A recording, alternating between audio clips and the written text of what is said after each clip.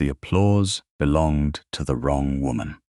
Every gloved hand in Lady Berenice Fairbourne's crowded Mayfair drawing-room rose and fell for Miss Ottilie Sallow, who sat before the pianoforte with her pretty chin lifted, her pale curls arranged to catch the candlelight, and her fingers resting in graceful exhaustion upon keys she had scarcely touched. Behind the painted Chinese screen near the long windows, Amabel Fairbourne slowly lifted her own hands from the hidden second keyboard and folded them in her lap before anyone noticed the tremor in them. It was February of 1816, and all London seemed to have been pressed into that overheated room. Dowagers with diamonds at their throats, young ladies pretending not to watch the gentlemen, mothers calculating bloodlines beneath, smiles, and a dozen idle men who believed music existed so that women might look charming while making it. Amabel had made herself small because Lady Berenice had told her to. She had been placed behind the screen. Because Ottilie's mother wished her daughter to shine, she had played because refusal would have meant a week of locked drawers, unpaid bills, and Lady Berenice's soft voice explaining that dependent women did not possess preferences. The final chord still quivered beneath the chatter when Lady Berenice leaned close enough for the scent of orris powder to pass through the carved screen. "Remain where you are, Amabel. Useful girls shouldn't mistake usefulness for consequence." Amabel did not answer. She had learned, over many years in her step-aunt's house, that silence could be either surrender or armor. Tonight, she chose armor. Beneath the edge of her plain cream glove, a strip of moss-green ribbon brushed her wrist. It had come from her mother's old harp case, faded at the edges and soft with age. When Amabel was a child, her mother had tied that ribbon around pages that mattered, exercises, variations, little melodies written before breakfast and hidden before visitors could praise them too loudly. After her mother died, Lady Berenice had called such things sentimental clutter. Amabel had kept the ribbon anyway. It was the only green thing in a life arranged in grey. Beyond the screen, Ottilie laughed as if the applause had surprised her. "You are too kind. I only played what came to me."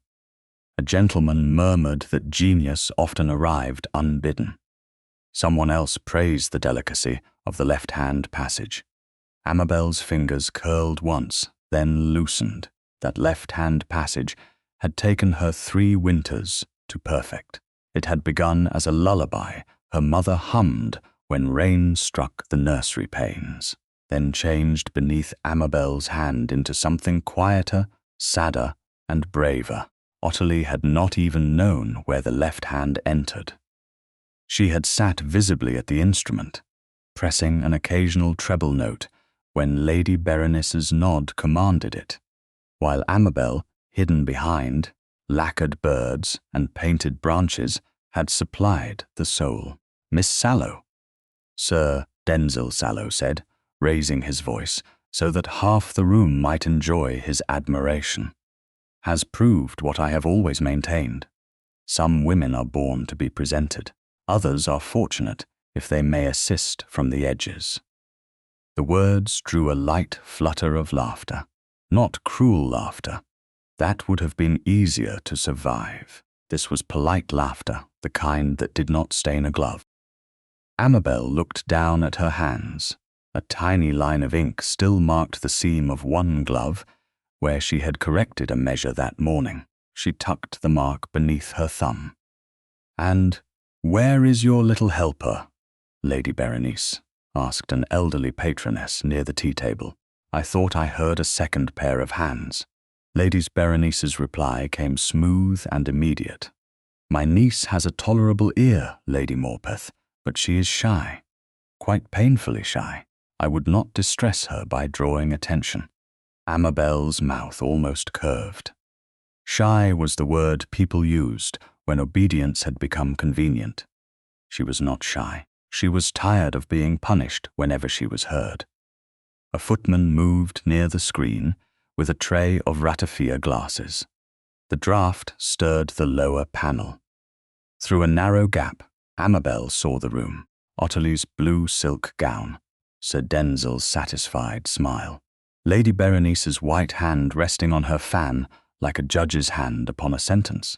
Then she saw the Duke, Maximilian Lyndhurst, Duke of Wycliffe, stood near the mantel, taller than the gentlemen around him, dressed in severe black evening clothes that made the glittering room appear over-decorated by comparison. He was not applauding. His face was controlled to the point of coldness, but his attention was not idle. He looked first at Ottilie's hands, then toward the painted screen. Amabel went still. Everyone in London knew the Duke of Wycliffe by reputation. He attended rarely, spoke precisely, forgave nothing public, and had not allowed music in his own house for years. Some said grief had closed him. Others said pride had.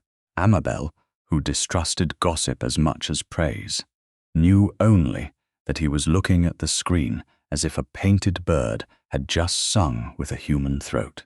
Ottilie rose from the pianoforte and gave a practiced little curtsy. "Your Grace," she said, because she had followed the line of his gaze and wished to reclaim it.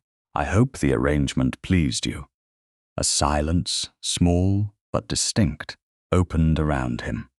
The word arrangement seemed to strike some private place in the Duke's mind. "The arrangement was interesting," he said. His voice was low, not loud, but the room made space for it, especially the left hand. Ottilie's smile brightened, then faltered. "I do adore a strong bass line." "Do you?" His gaze dropped briefly to the keys. "Then you will forgive my curiosity. How did you manage the crossing in the third variation without moving your wrist?" The silence sharpened. Amabel held her breath. Ottilie had no idea which crossing he meant. Her fingers fluttered against her skirt as if searching for an answer among the folds. Sir Denzil stepped in with a laugh. "Your Grace is too exacting. Ladies feel music. They needn't dissect it." "A convenient philosophy," the Duke replied, "for those who prefer not to be examined." A faint rustle passed through the room. Lady Berenice moved at once, graceful as a blade in silk. "Miss Sallow is modest. We cannot all speak of music as scholars do. My niece, perhaps, could explain the passage. She has a habit of reading more into simple pleasures than society requires." Amabel knew that tone. It was invitation and warning together. Come out if you dare. Remain hidden if you remember who feeds you. The screen suddenly felt less like concealment and more like a wall built from every year she had swallowed her own name. She stood carefully, smoothing her plain skirt. As she moved, the moss-green ribbon slipped from beneath her glove and fell through the gap in the screen. It landed on the carpet between the visible room and the hidden one, a narrow, faded line no one else seemed to notice. The Duke did. He stepped forward before the footman could tread upon it. He bent, lifted the ribbon with unexpected care, and placed it not in his pocket, not in Lady Berenice's hand, but upon the music stand nearest the screen, where Amabel could reach it herself. He did not touch her. He did not expose her. He gave the choice back to the person from whom it had been taken. Something in Amabel's chest tightened so sharply that she almost mistook it for fear. Lady Berenice's smile remained fixed. "Amabel, my dear, there is no need to trouble yourself." "There is every need," the Duke said. He turned slightly, enough that the room understood his question was not casual. "If a lady has played for us, she should be named." Sir Denzil's mouth thinned. "Miss Fairbourne is not being slighted, Your Grace. She is family. Family assistance is hardly a matter for public ceremony." Credit is not ceremony, the Duke said. It is accuracy. The word struck Amabel more deeply than praise would have done. Accuracy, not kindness, not pity, not rescue. A simple correction to a false account. She stepped from behind the screen. The candlelight met her without preparation. She was aware at once of everything society would see and measure. The plainness of her gown, the absence of jewels, the ink shadow at her glove, the fact that she had been hidden like a servant, but was not one. Ottilie stared at her with pretty alarm. Lady Berenice's fan closed once, softly. Sir Denzil's expression hardened. Amabel crossed the few feet to the music stand and took up the ribbon. Her fingers did not tremble now. "Miss Amabel Fairbourne, Your Grace," Lady Berenice said lightly, as if presenting an amusing inconvenience. "My late husband's niece, a good girl, though inclined to forget that talent is most charming when it is modest." "I had not forgotten," Amel said before she could teach herself caution. The room stilled. Her voice was not loud, but it was hers. "I was instructed." A few ladies looked down at their fans. One gentleman coughed. Ottilie flushed. Lady Berenice's eyes flashed only once, quick as a match struck in a dark passage. Sir Denzil gave a short laugh. "My dear Miss Fairbourne, no one intends insult. You mustn't make a tragedy of a little accompaniment." Amabel looked at him. For years, men like Sir Denzil had relied on women lowering their eyes before a room could notice the insult. Tonight, the Duke of Wycliffe stood close enough to hear, but not so close that he stole the moment. Amabel understood the difference. "Accompaniment supports a melody," she said. "It does not pretend the melody was never there." The words hung in the air. Not dramatic, not loud. Enough. The Duke's expression did not soften exactly, yet something in his eyes changed. Respect, perhaps, or recognition. He inclined his head to her as though she had been the one seated openly at the instrument all along. "Then I am grateful to have heard the melody, Miss Fairbourne." No one applauded this time. That made it better. Applause could be borrowed. Silence, when properly earned, belonged to the truth. Lady Berenice recovered first. How touching. Amabel has always been sentimental about music. Her mother encouraged it beyond what was practical. At the mention of her mother, Amabel closed the moss-green ribbon inside her palm. The Duke saw that too. Of course he did. The man missed very little. "Practice is often invoked by those who profit from another person's quiet," he said. Lady Berenice's smile chilled. "Your Grace is severe, only when accuracy requires it." Ottilie stepped forward with a brittle laugh. "Perhaps Miss Fairbourne may play for us properly one day, if she can bear so many eyes." "Perhaps," Amabel said. She looked at the instrument, then at the screen, then back at Ottilie. "But if I do, Miss Sallow, I shall sit where my hands can be seen." The room drew in one breath. Sir Denzil's face darkened. Lady Berenice's fan opened again, hiding her mouth, but not her displeasure. The Duke did not smile. Somehow that steadiness gave Amabel more courage than approval would have done. "I should like to hear that performance," he said. "And I should like to know the name of the piece." Amabel hesitated. The original had no title. It had only lived in fragments, in memory, in ink, in the private country where her mother still existed. Before she could answer, Ottilie spoke too quickly. "It is only a little arrangement." The Duke looked at Ottilie, then at Amabel. "Then it seems we have begun with the wrong question." "What question would your Grace prefer?" Lady Berenice asked. "Not what the arrangement is called," he said. "Who arranged it?" Amabel felt the moss-green ribbon warm inside her closed hand. Across the room, Sir Denzil watched her as if she had just misplaced something valuable.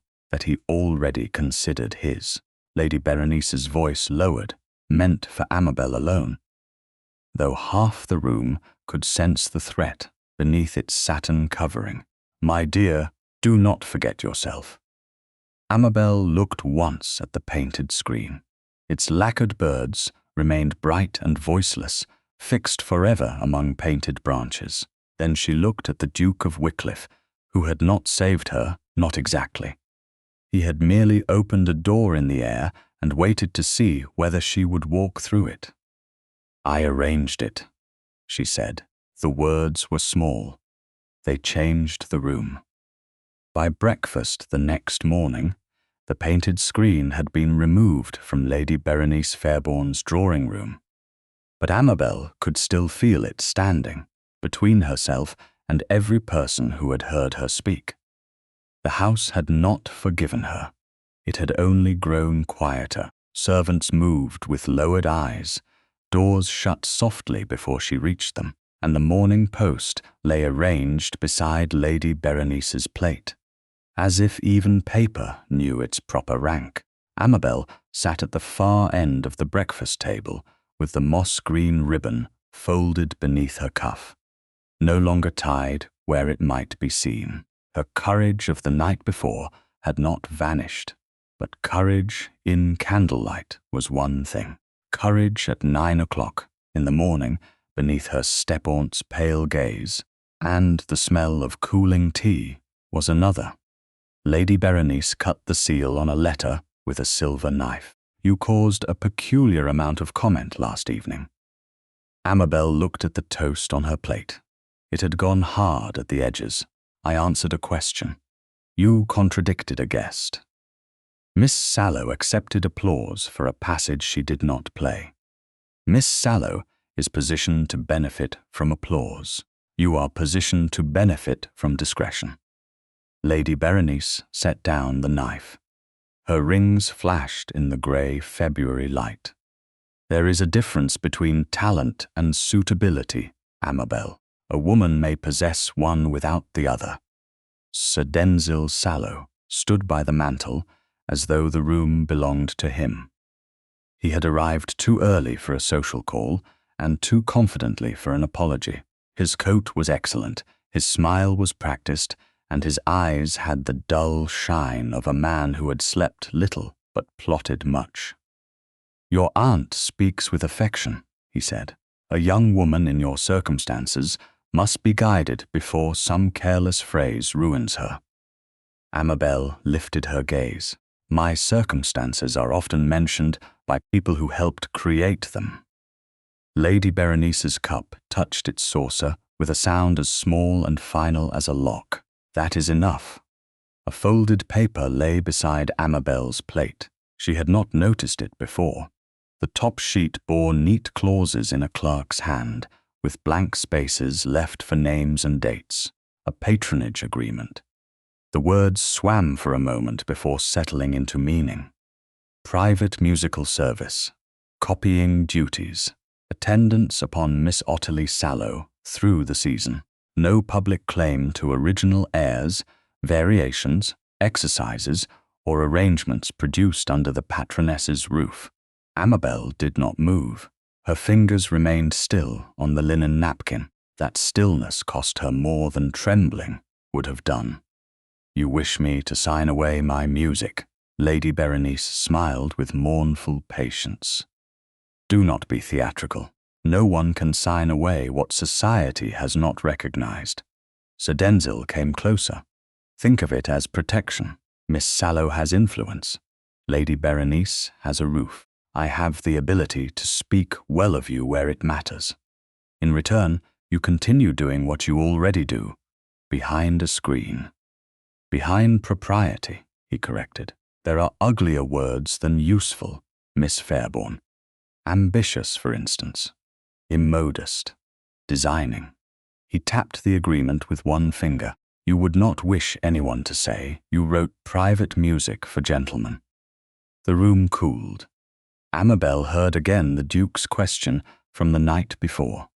Who arranged it? She had answered, and now the answer was being fitted into a trap. I have written no private music for gentlemen. Sir Denzil's smile did not change. Not intentionally, perhaps, but intentions are fragile things once a story leaves a room. A title placed above a piece of music, a pair of initials, a dedication copied in a lady's hand. People believe what arrives handsomely printed. Amabel turned to Lady Berenice. What has he done? For the first time, a shadow crossed her step-aunt's face. Not guilt, irritation. You will not take that tone with me. My music portfolio was in the locked cabinet last night. Then perhaps you should have guarded it more carefully. Amabel rose before she could think better of it. The chair scraped the floor. Lady Berenice's eyes narrowed, but Amabel was already across the room. She went to the small rosewood cabinet near the window where her papers had been kept since childhood. The key hung on Lady Berenice's chatelaine. As always, Amabel had no right to it, which was one of the many ways dependence taught a woman the shape of her prison. "Open it," she said. Sir Denzil laughed softly. How quickly genius becomes demanding. "Open it," Amabel repeated. Lady Berenice stood, crossed the room, and unlocked the cabinet with an expression of injured dignity. Inside lay old exercise books, a cracked metronome, and 2 bundles of copied hymns. The leather portfolio was gone. For a moment, Amabel saw nothing else. Not Lady Berenice, not Sir Denzil, not the room where she had eaten obedient breakfasts for years. Only the empty space where her work had been. Then a knock sounded at the door. Lady Berenice turned sharply. The butler entered, pale with the strain of bearing news no household wished to mishandle. His Grace, the Duke of Wycliffe. Silence entered before the Duke did. Maximilian Lyndhurst crossed the threshold in dark morning dress, hat in hand, his face severe enough to make apology unnecessary and explanation dangerous. He bowed to Lady Berenice, then to Amabel, not through her, to her, Miss Fairbourne. Lady Berenice recovered with impressive speed. "Your Grace, this is unexpected. Most necessary things are." His gaze moved from the open cabinet to the paper beside Amabel's plate. "I appear to have arrived during business." Sir Denzil's smile sharpened. "Family business. Then I shall be brief." The Duke placed a sealed document upon the table. "I came to offer Miss Fairbourne an alternative arrangement." Lady Berenice's fan opened, though there was no heat in the room. An alternative to what, precisely? To coercion dressed as patronage. Sir Denzil's colour rose. "Careful, Your Grace. You are a guest in this house." Maximilian looked at him. "You are a baronet in a room where you have forgotten the hierarchy. Do not make me remind you twice." The words were quiet. They landed with the weight of rank. Sir Denzil stepped back half an inch, and everyone noticed. Amabel noticed most of all. The Duke turned to her. "Miss Fairbourne, I require a wife." Lady Berenice went very still. Amabel felt the floor shift beneath the ordinary carpet. "I beg your pardon. Not a mistress of affection purchased with flattery. Not an ornament. A wife in law and society. A duchess able to host a charitable concert under my name without belonging to the people currently attempting to use hers." Sir Denzil gave an incredulous laugh. "You can't be serious. I rarely suffer from the opposite complaint." Lady Berenice's eyes flicked toward Amabel, measuring, calculating, already rearranging disaster into advantage. "Your Grace, my niece is not prepared for such elevation. No woman is prepared for elevation by being kept behind a screen." Amabel's hand tightened on the cabinet door. Her missing portfolio seemed to pulse in the silence between them. "Why?" she asked. The Duke's attention returned fully to her, and the room fell away by degrees. "Because my household requires a duchess before the end of the month." because a concert in my sister's memory has become a political necessity, and every ambitious mother in London intends to place a daughter in that role, because you require protection from a contract that would make your mind another person's property." He paused, "and because you answered accurately when the room preferred convenience." Lady Berenice's voice softened dangerously. "Amabel, do remember yourself.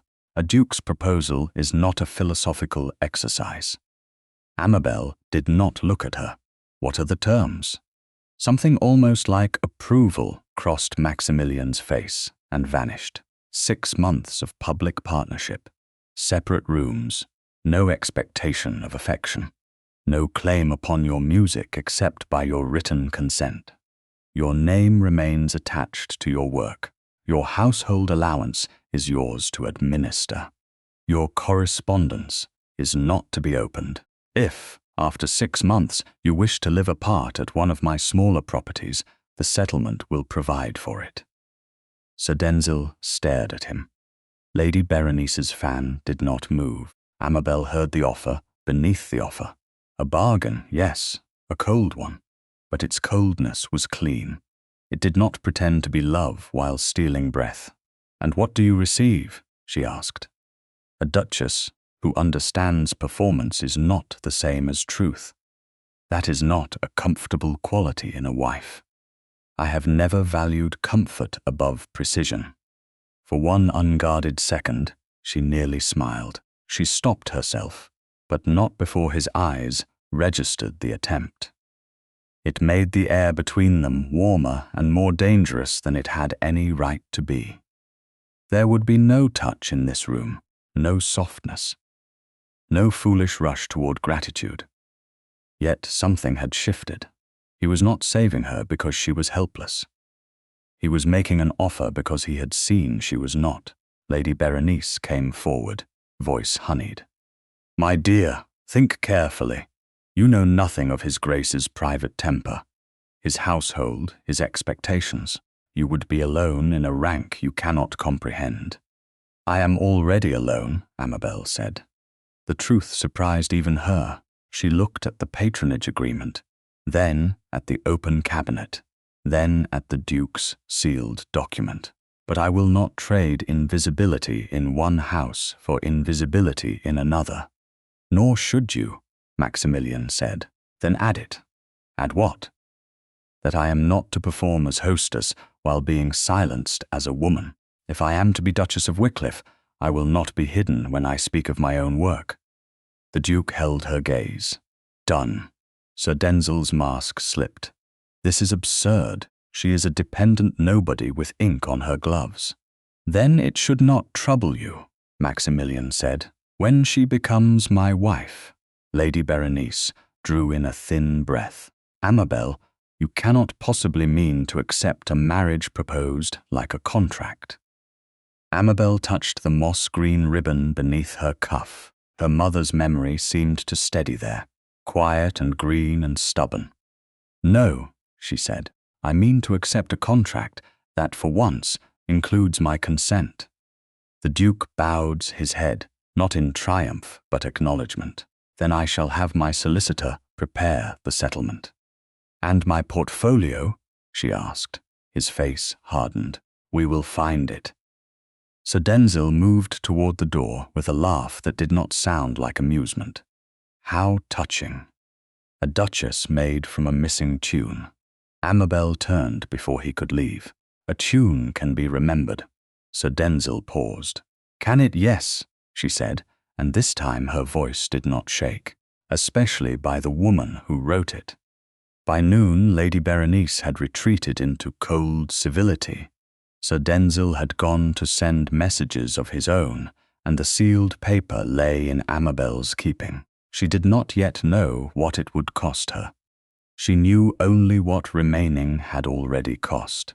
When she returned to the rosewood cabinet once more, she searched every shelf, every folded exercise book, every old wrapper her aunt had dismissed as useless. The portfolio was still gone. In its place, Tucked beneath the cracked metronome lay a narrow strip from a printed program she had never seen before. Across the top, in elegant black type, were the words, "The Wycliffe Arrangement." Amabel stared at them until the letters blurred. She had never given her music that title. The printed words remained in Amabel's mind for 3 days, sharper than any wedding bell. The Wycliffe Arrangement. They followed her through the narrow hours of preparation, through Lady Berenice's cold civility, through the visits of dressmakers, who looked confused to be fitting a duchess with no jewels laid out for alteration, and through the solicitor's brief, measured explanations of settlements, separate allowances, and household rights. The title had not existed before someone stole her portfolio. That was the fact Amabel held to whenever the room seemed to tilt. She had written variations, fragments, exercises, one unfinished passage her mother might have recognized. She had not written a dedication. She had not chosen the Duke's name, yet some unseen hand had already joined her music to his title and placed both where London could whisper over them. On the morning appointed for the wedding, Fairbourne House woke before dawn. Fires were stirred. Trunks were strapped. A maid lady, Berenice had borrowed for the occasion, shook out Amabel's plain ivory gown, with the air of someone dressing a woman for an interview rather than a marriage. Amabel stood before the glass and saw no bride she recognized from poetry or fashion plates. There were no orange blossoms, no trembling sisters, no mother fastening pearls at her throat. There was only herself, pale from too little sleep, with ink stains still shadowing the seam of one glove and the moss-green ribbon tied around her wrist beneath the cuff. She had searched again before dressing. The rosewood cabinet had yielded nothing except 2 old hymn sheets and dust. The leather portfolio was gone. The scrap of printed program lay now inside her reticule, folded once and tucked between a handkerchief and a prayer book, where no one could accuse her of inventing it. She had not shown it to Lady Berenice. She had not yet shown it to the Duke. Something in her resisted giving away the only proof that the trap had begun before the marriage. A knock sounded. Lady Berenice entered without waiting for permission. She wore lavender silk and an expression of noble injury. "You look severe," she said. "A bride should not look as though she is attending a lecture. Perhaps a bride should look as she feels. How unfortunate for society if every woman took that view." Lady Berenice crossed the room and adjusted the fall of Amabel's sleeve to hide the ribbon more completely. "Do not display odd little relics today. His Grace may tolerate eccentricity in negotiation. He will not wish to find it attached to his Duchess."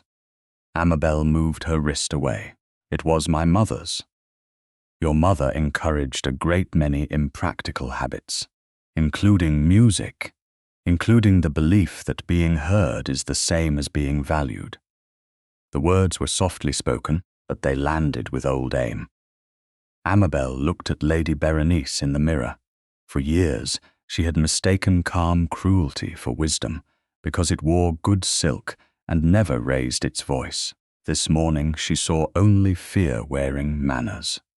"Then it is fortunate," Amabel said, "that I am beginning to learn the difference myself." Lady Berenice's mouth tightened. Before she could reply, carriage wheels sounded below. The Duke had arrived. The journey to St. George's, Hanover Square, took less time than Amabel expected, and more courage than she had prepared. London passed in grey morning glimpses beyond the carriage window. Shutters opening, servants sweeping steps, a crossing boy darting between wheels, a flower girl with violets wrapped against the cold. Lady Berenice sat opposite, silent for once. Amabel's own hand rested against her reticule, feeling the faint edge of the folded programme through the fabric. At the church, a modest company waited. The Duke's solicitor stood with papers. A rector spoke quietly with a clerk. 2 witnesses of proper standing had been secured. The Duke himself waited near the entrance, dark and still in the pale light. He did not look like a bridegroom in a romantic engraving. He looked like a man who had measured a dangerous bridge and intended to cross it because the alternative was worse. When Amabel stepped down from the carriage, the hem of her gown caught against the iron step. She reached for balance. At the same instant, the moss-green ribbon slipped free from beneath her glove and slid down the fold of her sleeve toward the stone. The Duke moved before anyone else noticed. "Allow me," he said, not command, not assumption. A request offered in public with enough restraint that refusal would have been possible. Amabel gave the smallest nod. His gloved hand steadied her at the fingertips, light and exact, while his other hand caught the ribbon before it fell into the wet grit near the wheel. The contact lasted no more than a breath. It was still the first time he had touched her, not through an object placed at a distance, not through rank or rescue. His fingers closed only enough to help her step safely down, and released the moment she stood firm. The restraint unsettled her more than boldness would have done. Men who wished to own a woman often grabbed. Men who wished to be thanked often lingered. The Duke did neither. He placed the ribbon across his palm, waiting. "Yours, I believe." "Yes." She took it and their gloves brushed again, brief as a note struck and silenced. His gaze flicked to the ink mark near her cuff. "You were writing this morning, remembering the missing music, part of it." Lady Berenice descended behind her with a soft exhalation of impatience. "Your Grace, my niece has a habit of carrying little dramas in her sleeves." The Duke did not look away from Amabel. "Then perhaps sleeves deserve more attention than we give them."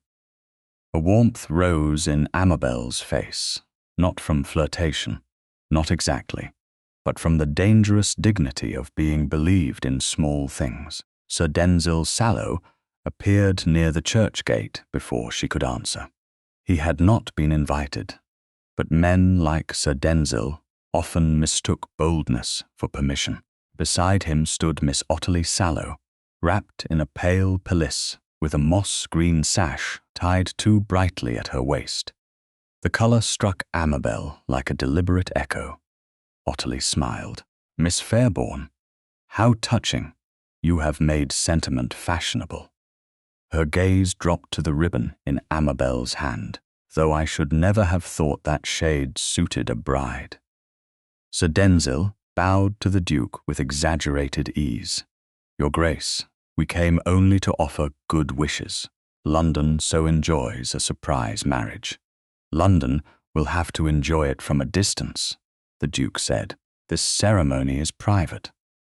"Private things do have a way of becoming public." Sir Denzil's eyes moved to Amabel's reticule, especially when music is involved. Amabel's fingers tightened around the ribbon. She did not yet know how much he knew about the program scrap, but she knew he wanted her to wonder. The Duke stepped slightly, not in front of her, but enough to make the line between Sir Denzil and Amabel impassable. "You will not address my bride at the churchyard door as though she were a wager you lost." Sir Denzil's smile thinned. How noble, already protective, already accurate. Ottilie's gaze sharpened at the word, remembering the drawing room. For a moment, no one spoke. Then the rector came to the threshold and invited the party inside. The ceremony was brief.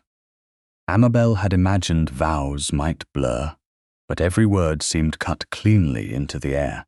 Obey sat heavily, as it always did in the marriage service.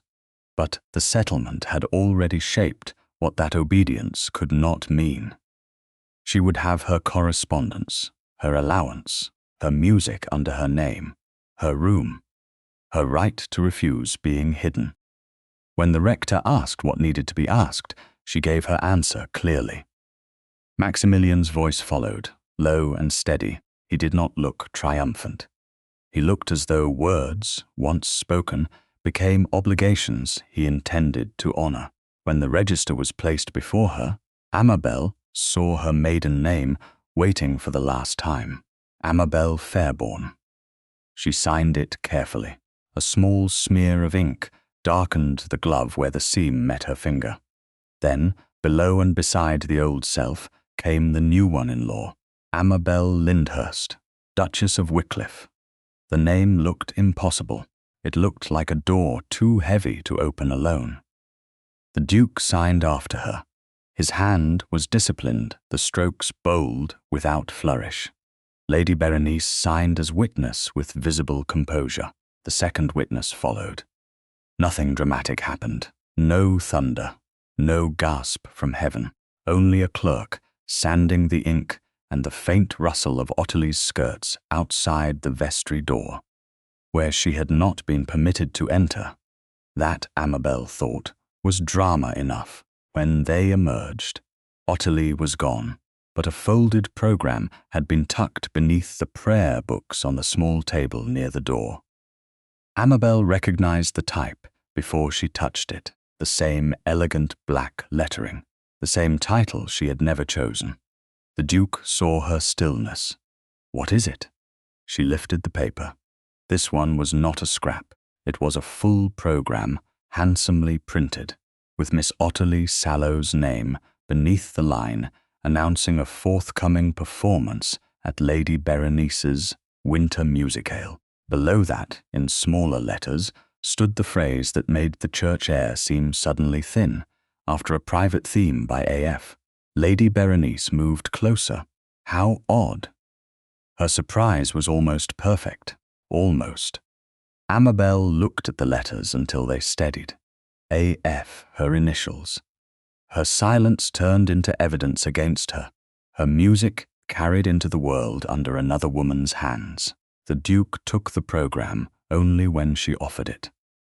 He read it once, and the restraint in his face hardened into something colder. Did you give permission for this? No. Did you write that title? No. Did you dedicate anything to me? Amabel met his eyes. This mattered more than the others. If he believed even for an instant that she had pursued him through hidden music, the marriage had already begun with a lie she could not disprove. No, Your Grace. A pause. Maximilian, he said. The correction was quiet enough that only she heard it. It startled her more than the question. She was not ready to use the name. Not yet. But the offering itself, made in the cold church porch, with scandal folded between them, gave her a strange steadiness. He returned the program to her, not as accusation, but as evidence.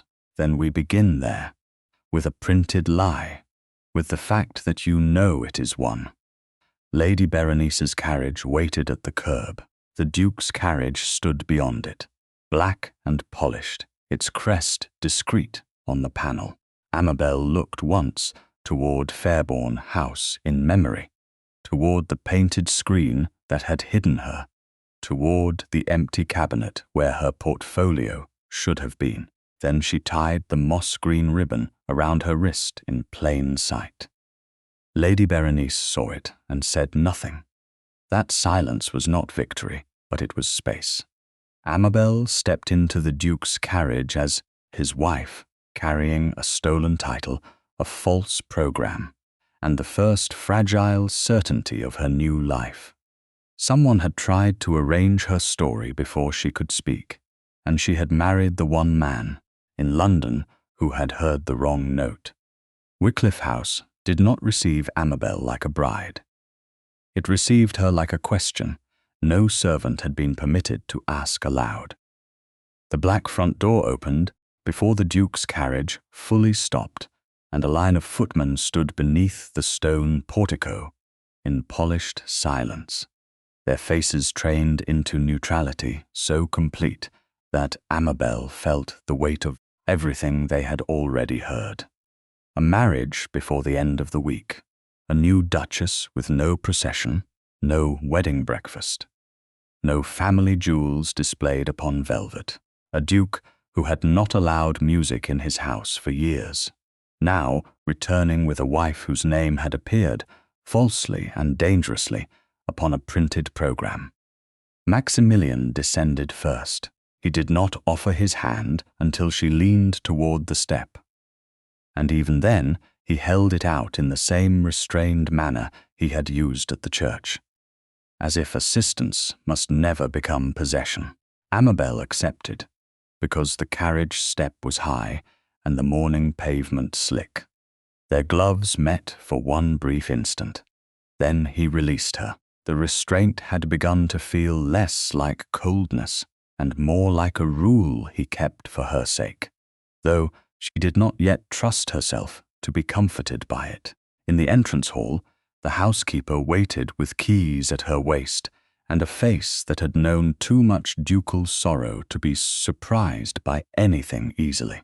"Mrs. Pelham," Maximilian said. "Her Grace, the Duchess of Wycliffe, Her Grace." The words moved through the hall like a candle carried into a room long closed. The servants bowed and curtsied. Amabel felt each motion land awkwardly upon her shoulders.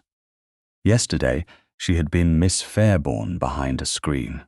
This morning, she was a duchess beneath a painted ceiling, holding a reticule that contained proof someone had already begun using her initials against her. Mrs. Pelham stepped forward. "Your Grace, Wycliffe House is honoured." She said it without hesitation. That steadied Amabel more than elaborate welcome would have done. "Thank you, Mrs. Pelham." Maximilian's gaze moved over the assembled servants. "Her Grace is mistress of this house. Her correspondence is to be delivered unopened. Her instructions are to be obeyed as mine would be. If any person is uncertain which command carries precedence, they may bring the uncertainty to me and not to gossip." The silence changed. It became listening.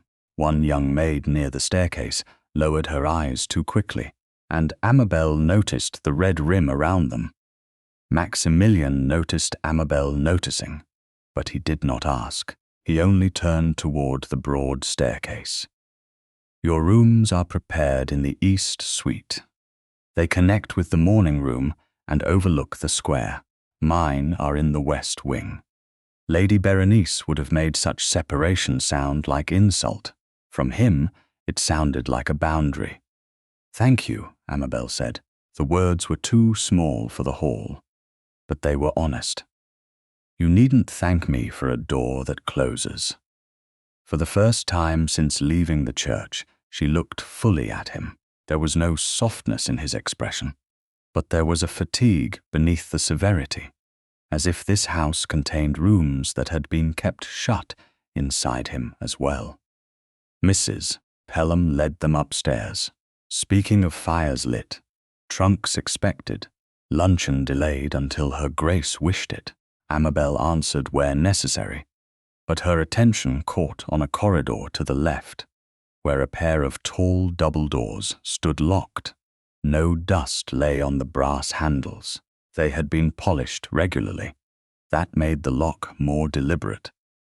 "The music room," Maximilian said before she asked. Mrs. Pelham stopped, as though even naming it was irregular. Amabel looked at the doors. "You keep it locked." "I did." The past tense was precise, but not easy. He removed a key from his own ring. For a moment he held it in his palm, not offering it yet. "My sister played there the night before she left this house in disgrace. Every fool in London believes a woman's ruin begins with a man at a garden door. In my experience, it begins earlier, with applause given too freely to people who do not understand the cost of being heard." Amabel did not speak. It was the nearest he had come to confession, and it seemed to surprise him as much as it did her. He looked at the key, then at the locked doors.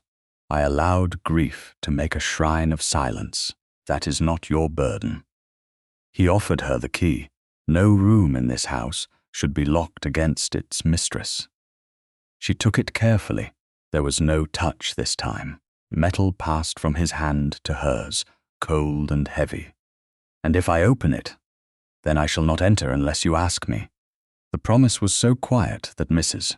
Pelham turned her head away, granting them the dignity of not being watched too closely. Amabel crossed to the doors. The key resisted once, then turned with a soft, mechanical surrender. A faint scent met her when the doors opened. Beeswax, covered furniture, old wood, and the dry ghost of strings long neglected. The shutters had been half closed, allowing only a pale seam of winter light across the carpet. A pianoforte stood beneath a holland cover. Music cabinets lined one wall. Near the far corner, a harp leaned in shadow, its frame graceful but forlorn. Several strings snapped and curled like pale threads. Something in Amabel's chest tightened. Her mother had owned a harp. Not this one, but the shape alone was enough to summon a memory of green ribbon, morning sun, and a melody hummed before anyone thought to forbid it. Behind them, a small sound broke the stillness. The young maid from the hall had followed with a coal scuttle, and now stood frozen by the door, her eyes fixed on a grey smear along the edge of a covered chair. "I am sorry, Your Grace," she whispered. "I dusted it yesterday. I did." Mrs. Gant said, "I missed the corner, but I didn't mean to leave it so." Mrs. Pelham's face tightened with professional dismay. "Jenny." The maid flinched before the reprimand came, and that decided Amabel at once. "There is no harm done." She crossed the room before anyone could stop her and lifted the corner of the cover. Dust marked her glove, but beneath it the chair was unharmed. A closed room collects what people are afraid to disturb. Jenny blinked. "Yes, Your Grace. Bring a soft cloth later. Not now." Amabel looked toward the harp. "Do you know who has been caring for the instruments?" Mrs. Pelham answered. "No one has been permitted to play, Your Grace. The tuner has not been called since the old Duke's time." Maximilian stood outside the threshold, exactly as he had promised. He had not crossed it. His stillness was almost painful to see. Amabel understood then that the door had opened not only into a room, but into a wound he had kept orderly, because order was easier than healing. "Your Grace," Jenny said timidly, following Amabel's gaze, "I was told never to touch that harp. Mrs. Gant says broken strings can snap wickedly." "They can," Amabel said, "but only if handled carelessly." She went nearer, studying the frame. Several strings had slackened.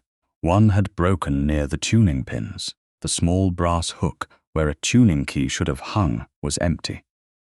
"Where is the key?" Mrs. Pelham frowned. "It should be there." The words were mild, but Amabel heard the disturbance beneath them. Missing things had begun to gather around her life, like crows, a portfolio, a printed title, now a tuning key in a room that had been locked. "When was it last seen?" Maximilian asked from the doorway. Mrs. Pelham looked troubled. "I cannot say, Your Grace. The room has been opened only for cleaning, and rarely." Jenny's face had gone pale. She gripped the coal scuttle handle with both hands. Amabel saw fear close over the girl's features. The practiced terror of a servant who knew missing property could become a noose around the wrong neck. "Jenny," Amabel said gently. "Did you take it?" "No, Your Grace." The answer came at once, too frightened to be false. "I swear I didn't. I only came in with Mrs. Gant, and once with the footman from Lady Fairbourne's house. But he said he had orders to carry a parcel to the blue guest room, and I thought he lost his way." The room changed. Amabel turned slowly. "From Lady Fairbourne's house?" Jenny nodded, then seemed to realize she had said something dangerous. "The night before the wedding, Your Grace." He was in the corridor. I thought it odd, because the house was unsettled, and he didn't know which stairs were proper. Maximilian's face became very still. "You will not be punished for speaking accurately." Jenny looked at him, then at Amabel, uncertain whom to believe. Amabel held out the broken harp string she had lifted from the floor. "Would you like to know how to wrap these safely until a tuner is called?" The girl stared. "Me, Your Grace? You are the one who noticed the room closely enough to fear the dust. That is a useful eye." Jenny stepped forward, wonder overcoming fear by inches. Amabel showed her how to coil the slack string around a strip of cloth so it would not cut the hands of whoever next touched it. No lecture, no display.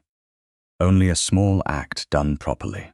When Jenny's fingers steadied, Amabel saw Mrs. Pelham watching with a softened expression, and Maximilian beyond the threshold with something more complicated in his eyes. Respect had been there before. Now there was a quieter thing, almost grief, as if kindness in a locked room had caught him unprepared. "Your Grace, Mrs." Pelham said from the doorway, collecting herself. "Calling cards have arrived. Lady Berenice Fairbourne, Miss Sallow, Sir Denzil Sallow." Amabel closed her hand around the cloth-wrapped string. "All ready." Mrs. Pelham held out the small silver tray. 3 cards lay upon it, sharp white against the metal. Lady Berenice had written beneath her name, "To attend upon her Grace and discuss the charitable concert." Ottilie's card smelled faintly of violet water. Sir Denzil's bore no message at all. It did not need one. Maximilian looked at Amabel, not at the cards. "You may refuse them." The old instinct rose first. "Do not offend. Do not provoke. Do not make yourself costly." Then Amabel felt the key in her pocket, the moss-green ribbon at her wrist, and the missing tuning key's absence like a question waiting in the dust. "Not yet," she said. "If they wish to discuss music, let them come where the screen has been removed." For the first time, the Duke of Wycliffe crossed no line, gave no order, and still stood with her. "As you wish," he said. Amabel looked back into the music room. Its silence no longer seemed empty.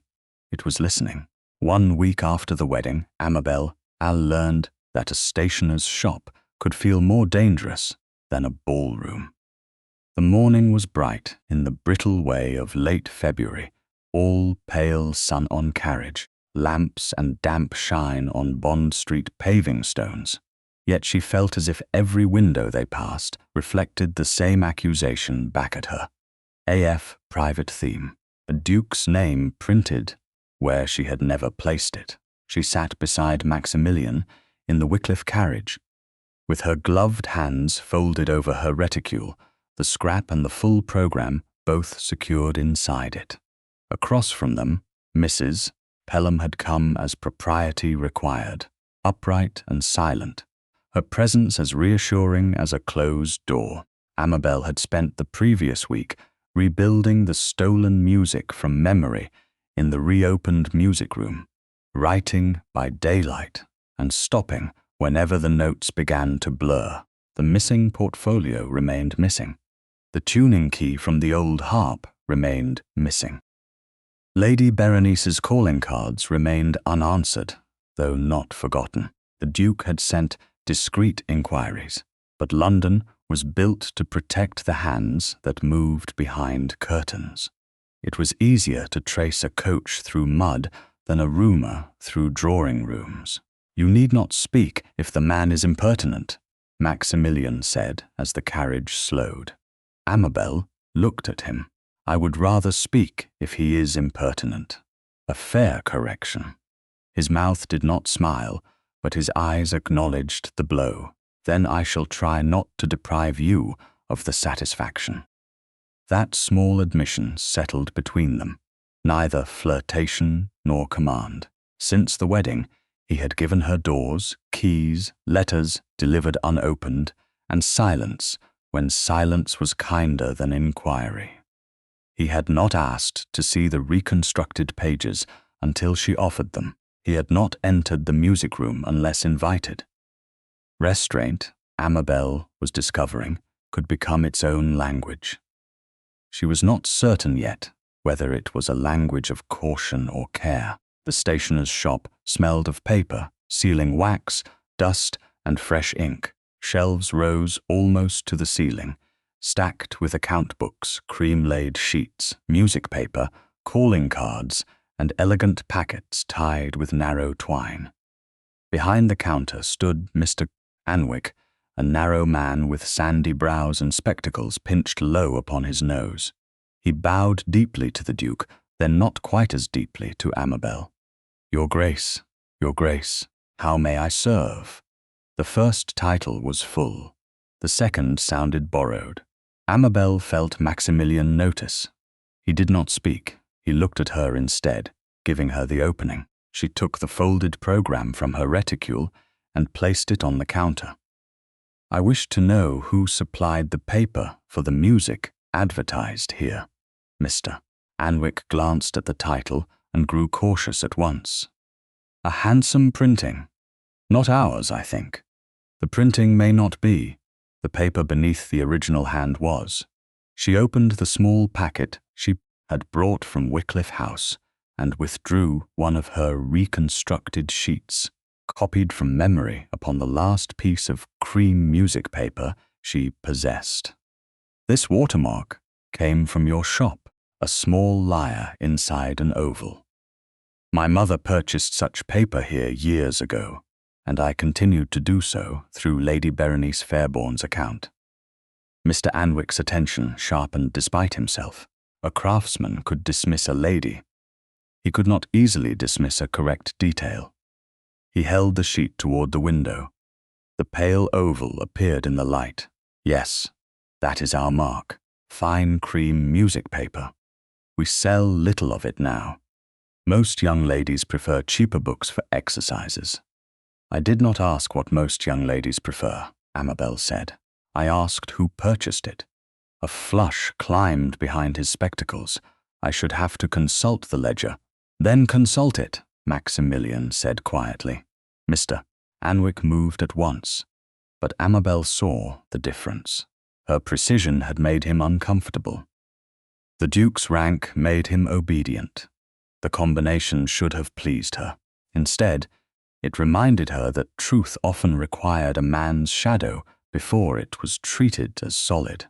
When Mr. Anwick returned with a ledger, he turned pages with nervous care. Lady Berenice Fairbourne's household purchased 3 packets last Michaelmas, 2 packets in December. Then, a week passed, 1 packet was purchased privately. Amabel's pulse changed. By whom? It was not entered by name at first. Paid in coin. At first? Maximilian asked. A delivery direction was later added. Mr. Anwick turned the ledger. The name was not written, only an address. Sir Denzil Sallow's lodging off Jermyn Street. The room seemed to narrow around the ink. Amabel stared at it, making herself breathe evenly. Was anything else purchased? Mr. Anwick hesitated. A ruling guide. For music staves? Yes, Your Grace. He looked at the Duke again. Amabel corrected him without raising her voice. I asked. Mr. Anwick swallowed. Yes, Your Grace. A copyist's ruling guide. Ivory edge, brass measure, used to keep spacing exact when tracing or copying. Tracing, Amabel repeated. Her glove tightened around her reconstructed page. Maximilian turned slightly toward her. Would that help imitate your hand? Not my hand entirely, but my spacing, the way I leave air before a left-hand crossing, the way I mark a held bass note. She stopped, aware of how strange such details might sound to men who believed music appeared through feminine instinct rather than labor. It would make a lie look patient. For the first time, something near anger entered Maximilian's face, not hot, but clean and controlled. Was the purchaser left-handed? Mr. Anwick blinked. I beg your pardon. The person who bought the guide. Did he write with his left hand? It was not Sir Denzil himself, Your Grace. A clerkish fellow, thin, dark coat. He signed the delivery chit with his left hand. Now that you mention it. Smudged the ink badly. Amabel looked down at her own glove. Beneath the pale kid, near the seam of her middle finger, a black mark showed where she had been copying all morning. Not the broad drag of a left-handed writer, a narrow stain from correcting upward strokes. Maximilian saw it at the same moment. May I? He asked. The question was so quiet that it did not travel beyond the counter. Amabel knew what he meant before his hand moved. He was not asking to take possession of evidence. He was asking to touch her hand. In a stationer's shop, with Mrs. Pelham behind them and Mr. Anwick pretending not to watch, the request should have been nothing. It felt like a door opening with exquisite care. She extended her gloved hand. You may. He took it as one might take a page that could tear if handled with pride. His thumb did not press. His fingers supported her palm just enough to turn it toward the window. The ink mark along her glove seam came clear in the light. For one breath, Amabel felt the warmth of his hand through 2 layers of kid leather, and every sensible thought she possessed arranged itself badly. He was not looking at her as men looked at women they wished to flatter. He was looking at the evidence of her work. That should not have felt intimate. It did. Your stain runs inward, he said. A left-handed copyist would drag outward across fresh ink. Amabel found her voice. Yes. He released her at once, but the place where his hand had been seemed to remain awake. Mr. Anwick, he said, I require a copy of that delivery entry and the name of the printer most likely to receive work of this kind. Mr. Anwick became pale. Your Grace, I cannot involve myself in family misunderstandings. Amabel turned her hand palm down upon the counter. Steady now. My work has been stolen. My initials have been printed without permission. If you refuse to involve yourself in the truth, you have already involved yourself in the lie. Mr. Anwick looked at her then. Really looked, not as a duchess acquired by surprise, not as a lady escorted by a duke, but as the author of the page lying between them. He closed the ledger. There is a printer off Fleet Street, Mr. Hobb. He does quick work for private musicals when ladies do not wish to wait. I will write the direction. As he did, the bell over the shop door rang. Amabel turned. A young man in sallow livery stepped halfway inside, saw the Duke, and froze. In his hand was a sealed packet addressed to Mr. Anwick. For a second, no one moved. Then the young man bowed too quickly. Wrong shop, he muttered. Is it? Maximilian asked.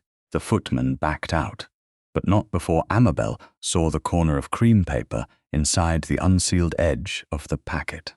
Music paper, her paper. By the time Maximilian's own footman was sent after him, the sallow servant had vanished into Bond Street's traffic. But he had dropped something near the threshold in his haste. A narrow slip from a stationer's wrapping, marked with the same lyre watermark and a smear of black ink along the left edge. Amabel picked it up herself. The left-handed copyist, she said. Maximilian looked toward the crowded street, then back at her. We are closer than we were this morning, and they know we are looking. Mrs. Pelham stepped nearer, practical and grave. Your Grace, the carriage. Maximilian offered his arm formally for the walk to the door. Amabel accepted, not because she needed support, but because the shop had begun to whisper and she understood the language of posture.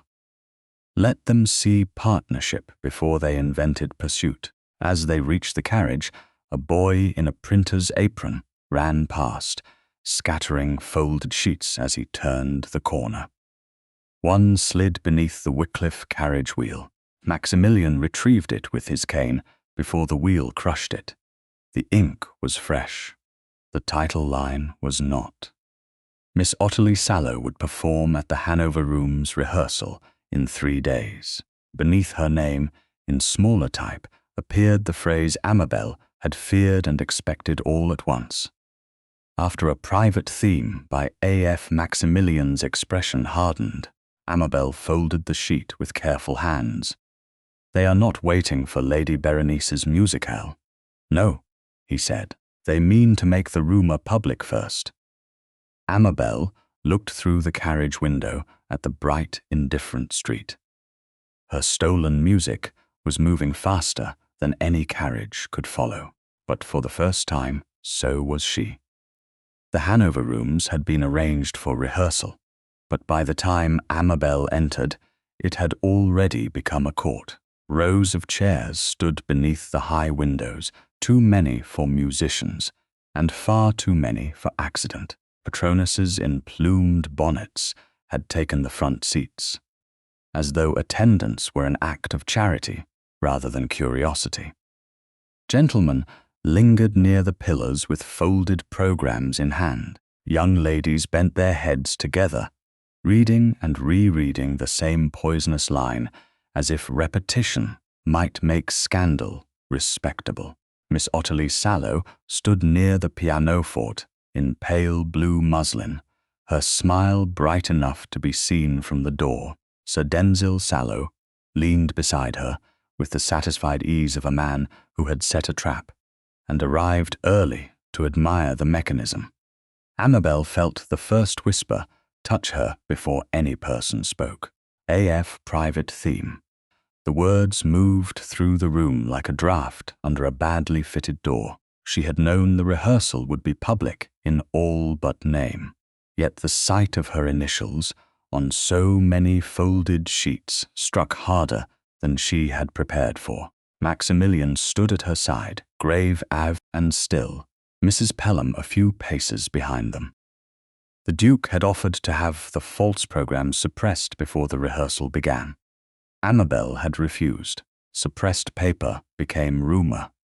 Exposed paper could become evidence. That had sounded brave in the carriage. It felt less brave now, beneath the watchful eyes of women who could destroy a reputation with nothing louder than a pause before tea. A patroness with a ruby brooch lifted her lorgnette. "Duchess of Wycliffe, is it true we are to hear a composition connected to you?" The title should have protected her.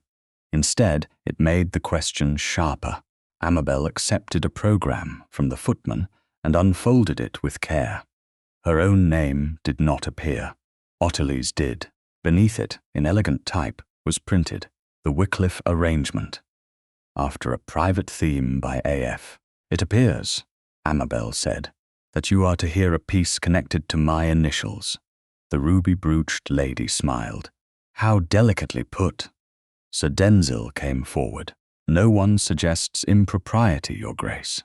A young lady may write a little air in admiration. It is only London that becomes tiresome when admiration proves successful." A few people laughed. Amabel heard Lady Berenice's training in the laughter. Not too cruel. Not enough to condemn themselves. Enough to make the target feel alone. Maximilian's expression altered by a fraction. "Sir Denzil," he said, "you will take care not to confuse insinuation with wit." "I'm sure His Grace mistakes me. I merely defend art, then begin by not stealing it." The room stilled. Ottilie's smile trembled, then arranged itself again. "Your Grace, surely we should not quarrel over music before hearing it. If the Duchess wishes to claim some little influence upon the theme, I would never deny her the pleasure." Amabel looked at Ottilie's hands. They were pretty hands, white and unmarked, resting lightly on the score as if beauty could substitute for knowledge. The score itself lay open on the music stand, and from where Amabel stood, She could see enough to know the printing had not merely copied her theme. It had changed it. Her mother's lullaby phrase had been made sweeter, thinner, less private.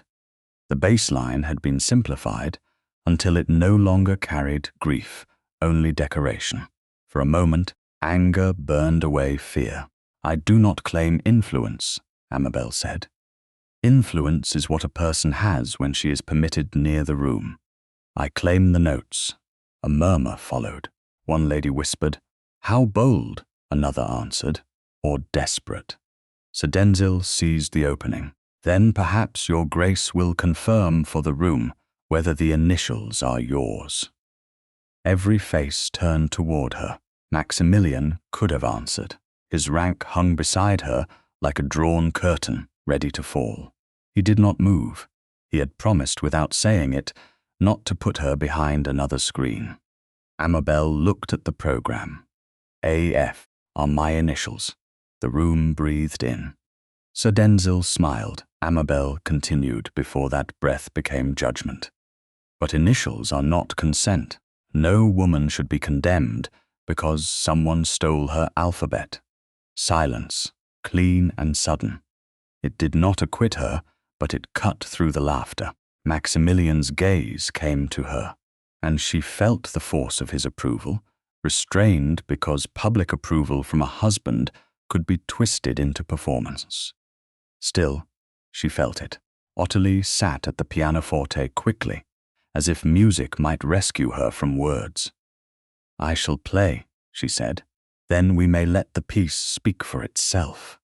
The first measures began prettily enough, too prettily. Ottilie had practiced the surface. Her right hand glittered. The simplified bass allowed her to float through the opening without revealing the theft. Amabel listened with her hands folded, feeling each wrongness like a pin beneath the nail. Then came the altered passage from the left hand. Ottilie hesitated. Only half a beat. Enough. She struck the note late and covered it with a flourish that earned a few approving nods from those who heard with eyes rather than ears. Maximilian heard it. His jaw tightened. Amabel did not smile. This was not triumph. It was watching someone wear her mother's memory as a borrowed shawl and snag it on every movement. When the piece ended, applause rose unevenly. Sir Denzil led it. Charming. Surely no harm can live in so charming a thing. Amabel stepped forward. "May I see the score?" Ottilie placed one possessive hand over the page. "Why?" "Because the third variation was printed incorrectly. Or perhaps," Sir Denzil said, voice pleasant, "the Duchess remembers it differently now that the room has praised another performer." Maximilian moved then, one step only, but the patroness with the lorgnette lowered it. "You will not imply falsehood without evidence. And will your grace accept evidence if it points where he does not wish it to?" Sir Denzil replied. "The world has seen sudden marriages before. A private theme. A duke in need of a duchess. A lady who, until last week, was hardly mentioned in any room at all. Forgive society if it wonders whether the music came before the vow. There it was, not theft, seduction, not stolen authorship, ambition. Amabel felt the shame offered to her like a garment everyone expected her to put on. She did not. "Wonder is not proof," she said. "No," Sir Denzil agreed, "but printed paper travels farther than denial." The rehearsal master, pale and eager to survive, suggested a short interval. People rose at once, pleased by permission to whisper while pretending to stretch. Maximilian's footman appeared near the side entrance and gave the Duke a sealed packet. Amabel saw the broken corner of a printer's proof within before Maximilian closed his hand over it. His eyes sharpened. He had something he had not yet shown her. The knowledge pricked, but the room pressed too close for questions. A patroness approached Amabel with a smile like thin ice. "Your Grace, I am certain this will all become clear. Still, young women are sometimes careless with sentiment before marriage. Maximilian's voice cut in before the woman could continue. Her grace is not to be questioned, as if the absence of vulgarity were an invitation to supply it. The patroness coloured. I meant no offence. Then take comfort in how easily you may stop giving it. Amabel should have felt only gratitude. Instead, gratitude tangled with the urgent need not to be protected into silence. She turned to the patroness herself. I wrote music long before I knew His Grace would hear any of it. If London finds that difficult to believe, London has mistaken its ignorance for evidence. The lady had no answer. When she retreated, Maximilian looked down at Amabel. His anger banked now beneath concern. You have stood long enough, so have the lies. There is a corridor beyond the retiring room. No one will follow unless you wish it. She wanted to say she was not weak. She wanted to say she could stand until every whisper exhausted itself, but her hands were cold, and she could feel the tremor beginning at the base of her throat. She gave one nod. In the corridor, the noise of the rehearsal dimmed behind a closed door. Pale light fell through a high window. For a moment neither spoke. Then Maximilian extended his hand, palm open, not touching her, not commanding comfort, only offering it. Amabel looked at that hand. Yesterday, perhaps, she would have refused because refusal felt like strength. Today, after hearing her music made strange and her initials made suspect, strength felt different. It felt like choosing what steadied her. She placed her hand in his. His fingers closed slowly, only after hers settled. The warmth came through their gloves. Not possessive, not performative, present. They stood that way in the corridor, hand in hand, until her breathing found its rhythm again. I don't want you to answer for me, she said softly. I know. Do you? His eyes met hers. There was a pause, and in it she saw something honest enough to be uncomfortable. I am learning. Too slowly, perhaps, but I am learning. The words moved through her more gently than reassurance. What was in the packet?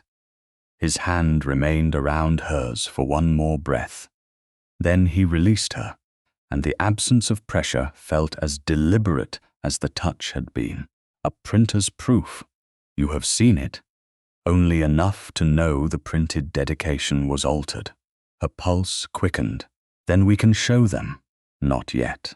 The two words fell between them. His face had closed again. Not from coldness, but calculation. If Lady Berenice or Sallow realizes exactly what we have, they may destroy the remaining trail before we know who ordered the alteration. Amabel stared at him. The corridor, which had felt like refuge, narrowed. It is my name on those programs, and I intend to clear it.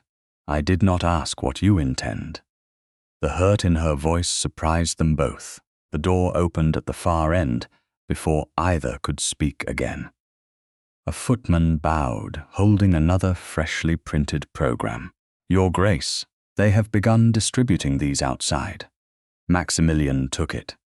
Amabel read over his arm without touching him. The wording had changed. The private theme by A.F. was now described as the inspiration for Miss Sallow's celebrated variation. Celebrated. Already. Before any truth could catch it. From the rehearsal room, applause began again. Amabel drew her hand fully back to her side. Then they are not only stealing the music, she said. They are teaching London how to remember it. By the following week, London had learned the false arrangement more quickly than Amabel could correct a single bar of music. The phrase traveled from rehearsal room to tea table, from tea table to carriage step, from carriage step to the pages of little folded notes that ladies pretended not to exchange. A private theme by A.F. had become a private tribute. A private tribute had become proof of pursuit. By the time Lady Berenice Fairbourne opened her Mayfair house for the crowded musicale that would decide whether scandal hardened into fact, Amabel understood that truth did not merely have to be spoken. It had to arrive before society grew fond of the lie. She entered on Maximilian's arm beneath chandeliers too bright for mercy, wearing a gown of soft pearl grey silk that Mrs. Pelham had insisted suited her new station, without making her look like a woman begging to be forgiven for it. The moss-green ribbon lay tied around her wrist beneath the edge of her glove, hidden but present. In her reticule rested the printed programme from Hanover Rooms and the earlier scrap found in Fairbourne House. In Maximilian's keeping, still not in hers, was the printer's proof that showed the dedication had been altered. She had not forgotten that. Neither had he. Since the corridor outside the rehearsal room, something careful and wounded had settled between them. He had not lied. That was the difficulty. He had withheld the proof because he thought strategy required silence. Amabel had spent too many years being silenced by people who called it prudence to accept the same gift under a kinder name. Yet he stood beside her now without trying to hurry her past the stairs. "If you wish to leave, we leave," he said quietly as Lady Berenice's footman announced them. "If you wish to stay, I stay where you place me." Amabel looked at the room.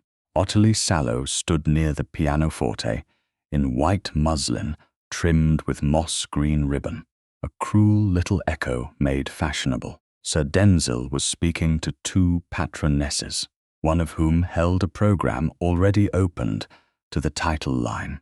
Lady Berenice watched from near the mantel, her smile composed enough to be mistaken for innocence by anyone who wished comfort more than truth.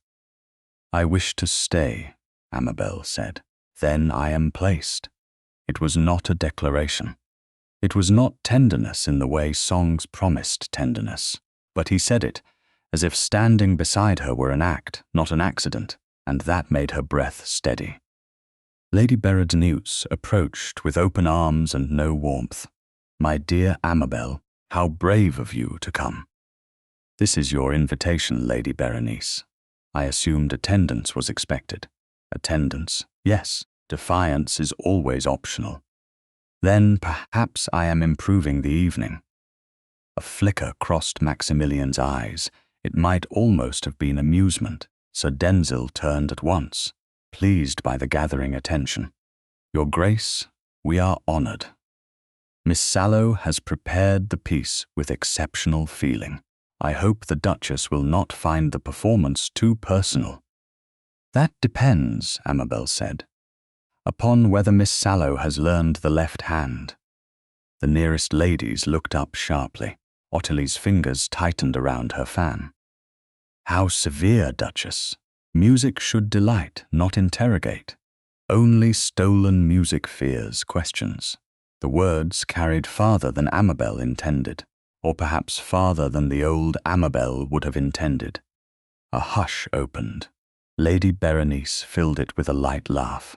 Artists are so possessive of impressions. A melody passes through many hands before it becomes fit for a room like this.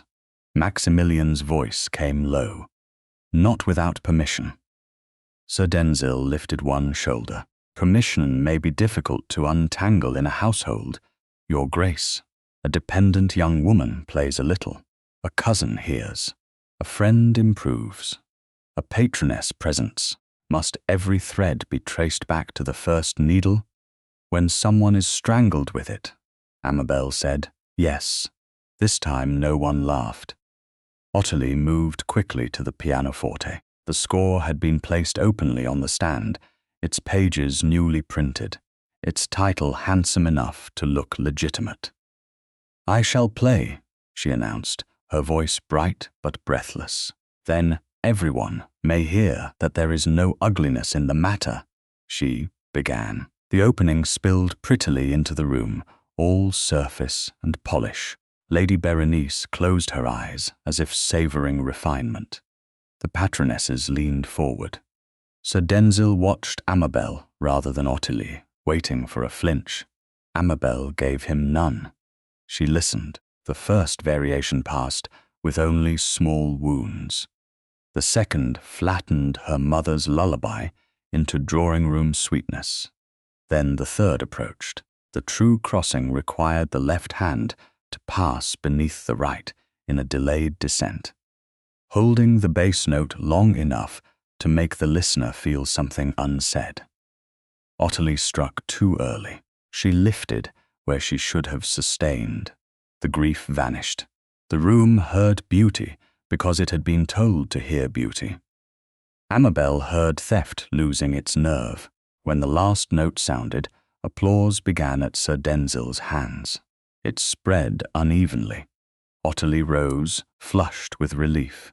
Before Lady Berenice could crown the moment, Amabel stepped forward. "Miss Sallow, would you repeat the third variation?" Ottilie's smile froze. "I beg your pardon, the third variation." "Alone, if you please." A murmur ran through the room. Lady Berenice's fan opened with a snap soft enough to deny. "Amabel, this is hardly gracious. Grace does not require me to applaud a mistake as if it were a virtue." Sir Denzil's eyes glittered. "Perhaps the Duchess means to instruct us all. A charming reversal. The patron becomes the pupil, and the grateful wife becomes the judge." Maximilian shifted once, but Amabel did not look at him. This had to be hers. "No," she said. "I mean to ask a performer to perform what she has claimed." Ottilie sat again because refusal would have been worse. She placed her hands upon the keys. The room waited. She began the third variation. 2 measures survived. At the crossing, her left hand faltered, hovered, and chose the wrong note. A sharp dissonance cut through the air. Not loud, not violent. Enough. The room went still. Ottilie snatched her hand back as if the instrument had betrayed her. "The page turned strangely," she said. "There was no page turn," Amabel answered. A lady near the front whispered. "Good heavens." Sir Denzil moved in at once, smoother now because danger had made him quick. A nervous slip. Anyone might make one. Indeed, it suggests only that Miss Sallow is human, while the Duchess has studied the piece so obsessively that one wonders why. He turned to the room with painful courtesy. "We must not be ungenerous. Perhaps Her Grace coached Miss Sallow and now regrets the generosity. Perhaps a private composition, once useful in securing a duke's attention, becomes inconvenient after marriage." The words struck their intended mark. A few faces changed. Doubt loved a familiar path, and society had worn this one smooth. A woman had wanted rank. Therefore every act became evidence of wanting. Lady Berenice lowered her eyes in false sorrow. "I had hoped we might avoid such speculation." An arrangement founded upon misunderstanding can be reconsidered before deeper injury is done. Maximilian's stillness became dangerous. "You will not speak of my marriage as if it were a curtain to be adjusted for your view." Sir Denzil bowed. "No insult intended, but your Grace is a man of honour. If deception has occurred, surely even a ducal vow cannot forbid inquiry. Inquiry requires evidence. Then let us have it." Sir Denzil reached into his coat and withdrew a folded sheet, a copied dedication sent anonymously into careful hands. In a notation resembling the Duchess's own. He opened it and read aloud with relish carefully disguised as reluctance. "To Wycliffe, before I dared speak." Sound left the room. Amabel felt the sentence enter every ear and alter every eye. The phrasing was clever, not vulgar, not openly improper, intimate enough to ruin, cowardly enough to deny malice. She looked at the sheet and saw the shape of her own hand imitated there, the spacing almost right, The held notes, marked as she would have marked them, but with a sentimental curve she would never have used. Somewhere, someone had studied her pages like a thief studying a keyhole. "I did not write that," she said. Sir Denzel's expression softened into pity. "Then someone has been very cruel to you, Duchess." "Yes," Amabel said, "but it was not the person you wish this room to suspect." Maximilian's hand moved once toward the inner pocket where she knew the printer's proof rested. Her gaze caught the motion. He stopped.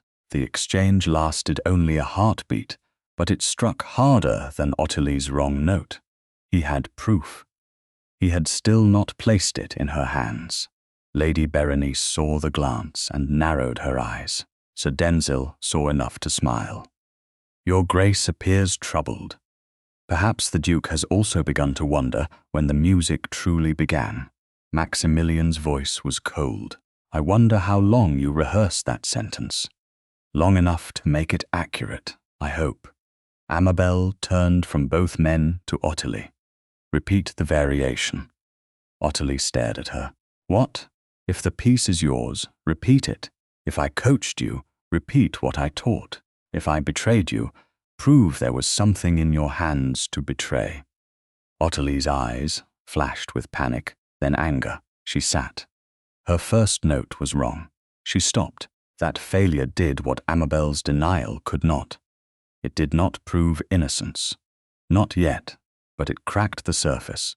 A patroness with silver feathers leaned toward another and whispered, "She truly cannot play it." Sir Denzil heard and struck back at once. Or she was never meant to. Perhaps the Duchess wished to shine through humiliation of a younger lady. A clever trap. First offer a piece, then expose the performer and stand revealed as indispensable, quite the path from obscurity to rank. The cruelty was beautiful in its construction. Amabel hated that more than its ugliness. Maximilian stepped forward. "Enough." The words stopped the room. "There will be no annulment whispered, no insinuation treated as proof, and no lady in my house or any other will be tried by gossips while cowards hide behind copied paper." Lady Berenice smiled faintly. "How loyal." "Loyalty is admirable, Your Grace. Blind loyalty less so." Amabel felt the old danger close around her. If Maximilian defended too much, they would say he had been bewitched. If she defended too fiercely, they would say ambition had sharpened her. She looked at the dedication again. "May I keep that sheet?" Sir Denzil folded it smoothly. "I think not. Evidence should be preserved by neutral hands." "Then find some," Maximilian said. "Because yours are not neutral." Sir Denzil bowed, but his eyes remained bright. "Until then, London will have questions. London may learn patience. London rarely does." The evening did not end. That was the worst of it. Music resumed, though no one listened. Tea was poured, though no one tasted it. Amabel stood as Duchess of Wycliffe beneath 100 glances, and understood that the theft had changed shape. It was no longer merely her music. It was her marriage, her consent, her name. When at last the carriage carried them away, Maximilian sat opposite her, silent too long. The printer's proof remained inside his coat. She could feel its absence like a third passenger. "You should have shown it," she said. "Not tonight, not to them, to me." His face tightened. "I feared they would destroy the trail. And I feared being judged with evidence kept just beyond my reach." The carriage lamps passed over his face, revealing the wound her words made before discipline concealed it. Amabel, no. She looked out at the dark windows of Mayfair, each one holding another room where someone might already be repeating Sir Denzil's sentence. Not now. The wheels rolled on. Between them lay one copied dedication, one hidden proof, and the first silence since their marriage that did not feel safe. By the time the Wycliffe carriage stopped before the black door of Wycliffe House, the silence inside it had grown too large to be mistaken for restraint. Amabel stepped down before Maximilian could offer his hand. It was not a dramatic gesture. It was only a refusal of one small courtesy. She no longer trusted herself to receive, without wanting more from it than he had yet learned to give. The night air carried the damp chill of London stone and extinguished lamps. Behind the windows of neighboring houses, candles still burned, and Amabel imagined every flame sheltering a version of the same story. The Duchess had composed for the Duke before marriage. The Duke had been caught by music. The sallow girl had been betrayed. A woman who had been nothing had reached too high. In the entrance hall, Mrs. Pelham appeared at once, taking in the Duchess's pallor, the Duke's closed expression, and the absence of any ordinary marital ease between them. She asked no question. That mercy nearly undid Amabel. Tea in the morning room, Your Grace? No, thank you.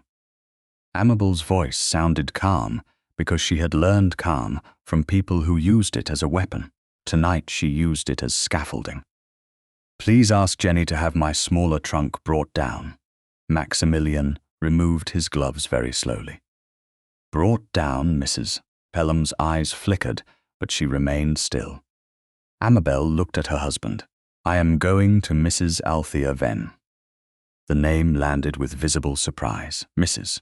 Venn had been mentioned only once at Fairbourne House, years ago, as a widowed music teacher who had known Amabel's mother, before Lady Berenice decided such acquaintances were beneath notice.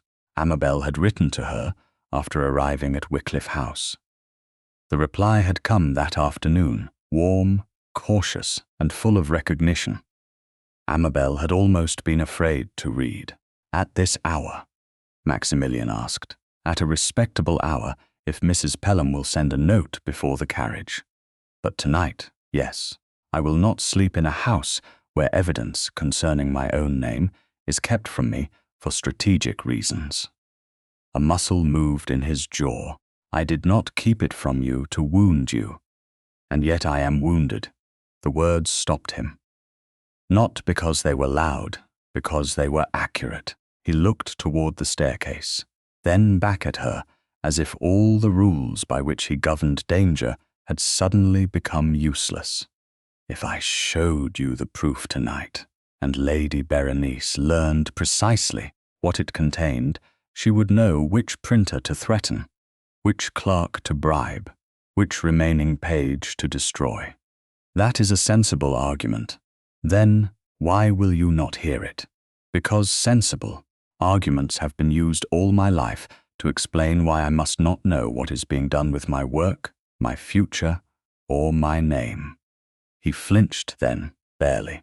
The great Duke of Wycliffe, who could silence baronets and patronesses with a sentence, was wounded by a truth he could not command away. Amabel felt no triumph, only grief. You promised I would not be hidden. I have not hidden you. No. You have hidden the thing that might clear me. His hand moved once toward his coat, where the printer's proof still lay. For a suspended instant she thought he would produce it. Instead, calculation crossed his face again, swift and disciplined. One night, he said, give me one night to secure the printer and the delivery ledger beyond Sallow's reach. By morning, everything will be in your hands. By morning, more people will have repeated the lie. By morning, I can make the proof stronger. Stronger for whom? He stared at her. For you, without me. The hall became very quiet. Even the footman near the door seemed to forget how to breathe. Amabel reached into the pocket of her cloak and drew out the music-room key. It looked dull and ordinary in her palm, though it had felt like liberation when he gave it to her. She placed it on the small table beside the lamp. The sound of metal against wood was softer than a spoken accusation and far more final. A room with a key is not freedom if someone else decides when I may know what is inside it. Maximilian's face closed, but not quickly enough to hide the pain beneath. Do you believe I am your enemy? No. That answer came at once, and because it was true, it hurt more. I believe you are a man accustomed to making decisions swiftly because others obey slowly. I believe you saw danger and stepped between it and me. I believe part of you still thinks standing between is the same as standing beside. His gaze dropped to the key. I thought to spare you. I have been spared into silence before. Mrs. Pelham moved as if to speak, then stopped herself. Maximilian saw it. Mrs. Pelham, her Grace's carriage is to be made ready. Jenny may attend, if her Grace wishes. The housekeeper bowed. Yes, your Grace. There was no command to prevent Amabel, no order to lock a door, no public husband's right thrown across her path. That restraint should have eased the hurt. It did not erase it, but it changed its shape. He was learning even while failing, and that was a terrible thing to know about. A man one wished not to forgive too easily. When the hall emptied, he stepped nearer, then halted with a visible effort before reaching for her hand. The stopped gesture said more than the touch would have done. Once she might have mistaken restraint for indifference. Tonight she understood it as refusal to take comfort he had not earned.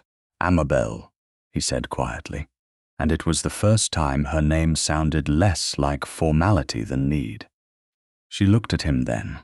The anger in her had not vanished. It stood beside something more dangerous, the memory of his hand open in the corridor. The way he had heard the wrong note, the way he had given her the music room, and then failed to understand that withholding proof was another locked door. Don't ask me to stay because you are afraid of what they will say if I leave. I was going to ask where Mrs. Venn lives. The answer disarmed her, only for a breath. Wigmore Street, near Cavendish Square. Then Wycliffe servants will drive you there, wait for your message, and take no instruction from anyone except you. If you send for your papers, they will bring them. If you send for me, I will come. If you do not, I will not enter Mrs. Venn's house uninvited. Her throat tightened. That sounds almost like trust. No, his voice lowered. It sounds like a man who has just discovered he does not know how to practice it quickly enough. For one moment she saw what discipline usually concealed. Fear, not of scandal, but of repeating some old catastrophe, whose shape she did not yet know. The sister, the locked music room, the family concert that had left him unable to bear music. He had turned grief into management because management did not beg, did not confess, did not reach too late. Pity rose in her. She refused to let it govern her, then practice by giving me the proof. His face tightened again. The answer was there before he spoke. Tomorrow morning. The fragile opening closed. Amabel nodded once. Then, tomorrow morning, you may send it. A footman appeared with her cloak. Jenny followed with a small trunk and eyes wide with anxious loyalty. Mrs. Pelham handed Amabel a folded note. For Mrs. Venn, your Grace. It says only that you come under your own choice and with proper attendance. Amabel almost smiled. Thank you. At the door, Maximilian spoke again. Lady Berenice will turn your leaving into confession. Amabel looked back. She has turned my staying into confession already. Sallow may say I have reconsidered the marriage. Have you?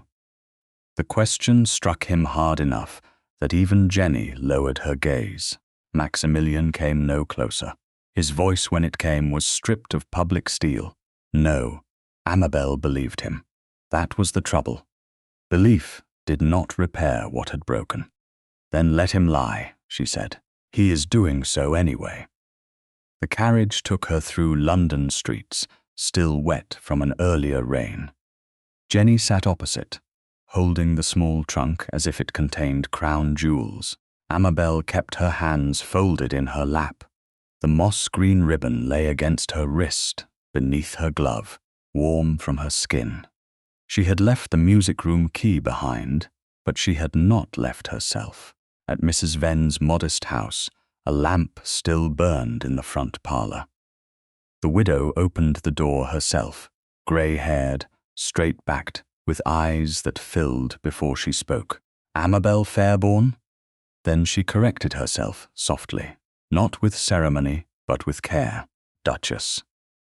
Amabel stepped across the threshold and felt, for the first time that night, a room receive her without asking what use might be made of her. "Mrs. Venn, I'm sorry for the hour." "Child," the older woman said, and the word carried no insult, only memory. "Your mother once came to me at midnight with a melody she refused to lose by morning. Come in." Behind Amabel, the Wycliffe carriage remained waiting as promised. No one forced entry, no one carried her back. Inside, Mrs. Venn's parlour smelled of lavender, coal fire, and old sheet music. On the small pianoforte lay a faded ribbon box marked in careful ink. Amabel froze. The ribbon tied around the box was the same moss-green shade as the one at her wrist, only less worn by years. Mrs. Venn followed her gaze. "You kept yours," she whispered. Amabel touched the ribbon beneath her glove. "It was my mother's." "Yes," Mrs. Venn said, and something in her face became grave. "And if that music has surfaced again, then someone has stolen more than yours." Outside, carriage wheels rolled past in the wet street. Inside, Amabel stood very still, understanding that the locked room behind her had opened into an older one. Her mother's silence had been waiting too. Mrs. Althea Venn did not ask for the scandal first. She asked for the ribbon. Amabel stood in the widow's parlour with the coal fire burning low, Jenny seated near the door with a cup of tea she was, too, anxious to drink, and the Wycliffe carriage still waiting outside in the damp street as proof that Maximilian had kept at least one promise. The small room held more music than Lady Berenice's grand house had ever allowed Amabel to own openly. Scores lay stacked beneath the pianoforte. A harp case stood upright near the wall, its leather cracked but polished by careful hands. Upon Mrs. Venn's table rested the faded ribbon box Amabel had seen from the doorway, tied with moss-green silk that matched the strip beneath her glove so exactly that the years between them seemed to fold. "May I?" Mrs. Venn asked, holding out one hand. Amabel untied the ribbon from her wrist and placed it in the older woman's palm. No one had ever handled it as if it mattered. Lady Berenice had called it clutter. Sir Denzil had seen only an oddity useful for mockery. Even Maximilian, with all his careful noticing, had not known what he restored when he picked it from the floor. Mrs. Venn's fingers trembled. "Your mother used this shade for unfinished pieces," she said. "Green for what still lived, blue for exercises to be copied, white for church music. She had a system for everything, though she laughed whenever I said so." Amabel felt the words enter places grief had made numb long ago. "Lady Berenice told me my mother kept no serious compositions." Lady Berenice lied with excellent posture. The bluntness startled a laugh from Jenny and nearly startled one from Amabel. Mrs. Venn opened the ribbon box and drew out a narrow packet wrapped in tissue. Inside lay 2 old sheets of harp music. The ink faded brown, the notation elegant and spare. At the top was no title, only 3 small letters, AF. "Those were not your initials then," Mrs. Venn said softly. "They were your mother's, Arabella Fairbourne." Amabel reached for the chair behind her and sat before her knees could betray her. "The theme?" "Yes, she wrote it after you were born. a lullaby, though she disliked calling it that. She said lullabies were too often used to put children to sleep, and she wanted hers to teach you how to wake. Mrs. then crossed to the pianoforte and played the first phrase with one hand. The room changed. Amabel knew the melody at once, not as one knows a song learned by practice, but as one knows the shape of a hand once held in childhood. The opening line was the same phrase Ottilie had played prettily and wrongly, the same phrase Sir Denzil had wrapped in suspicion, the same phrase that had moved through Amabel's own work, because memory had carried it where documents could not. "I thought I had made it mine," Amabel whispered. "You did," Mrs. Venn said. "That is what inheritance means when it is not money. You changed it, you answered it, but the first breath was hers." Amabel looked at the moss-green ribbon in Mrs. Venn's hand. "Then whoever stole my folio also had access to something older, or someone stole from your mother before they stole from you." A knock sounded below. Jenny rose at once, but Mrs. Venn lifted a hand. "Stay, child. My housekeeper will answer." Amabel's heart had already recognized the pause that followed, not Sir Denzil's careless arrival, not Lady Berenice's soft invasion. This silence carried restraint. Mrs. Venn's housekeeper entered and curtsied. "His Grace, the Duke of Wycliffe, asks whether Her Grace will receive him. He says if not, he will leave the packet and await word." Amabel closed her eyes briefly. She had known he would come. She had not known whether she wished him to. The anger from Wycliffe House had not disappeared. It had settled into something harder and clearer. Yet, the thought of him standing outside Mrs. Venn's door with the proof he had withheld did not bring satisfaction. It brought a tired ache. "He may come in," she said, "to the parlor only." Maximilian entered without his hat, rain darkening the shoulders of his coat. He bowed first to Mrs. Venn, then to Amabel, then with grave courtesy to Jenny, whose eyes widened at being included. He did not look around the room as if assessing it. He kept his attention where permission had allowed it to rest. "Thank you for receiving me." Amabel stood. "Have you brought it?" He took a folded paper from inside his coat and held it out at once. Yes, no explanation first, no argument, no careful strategy placed between her and the page. Amabel accepted it. The printer's proof was creased from being carried close but intact. The original line listed no dedication. The later correction, written in another hand, added the poisonous phrase that had turned her initials into scandal. "You should have given this to me last night." Yes. The answer came without defense. She looked up. "That is all?" His face was pale beneath its discipline. "No, but it is where I must begin." The fire gave a soft collapse in the grate. Outside, a carriage passed, wheels hissing over wet stone. Maximilian removed his gloves slowly, then seemed to realize the gesture might appear as if he meant to stay too comfortably, and held them instead of setting them down. "I told myself I was preserving evidence. That was true, but not complete. I was also preserving control, because control is the habit I return to when fear speaks quickly." Amabel's fingers tightened around the proof. Fear of scandal. Fear of arriving too late again. Mrs. Venn lowered her eyes and quietly busied herself with the old music sheets, granting them the courtesy of privacy within propriety. Maximilian's voice dropped. "My sister asked me once to listen before I judged. I did not. By the time I understood what she had meant, London had judged her for me. Since then, whenever danger gathers, I seize every fact and hold it until I think I can make the world safe. It is an arrogant habit. Last night, it became a cruel one." Amabel had imagined many apologies while lying awake. Most of them had been arguments wearing softer clothes. This was not that. It gave her no easy place to put her anger. You made me feel like the last person entitled to my own rescue.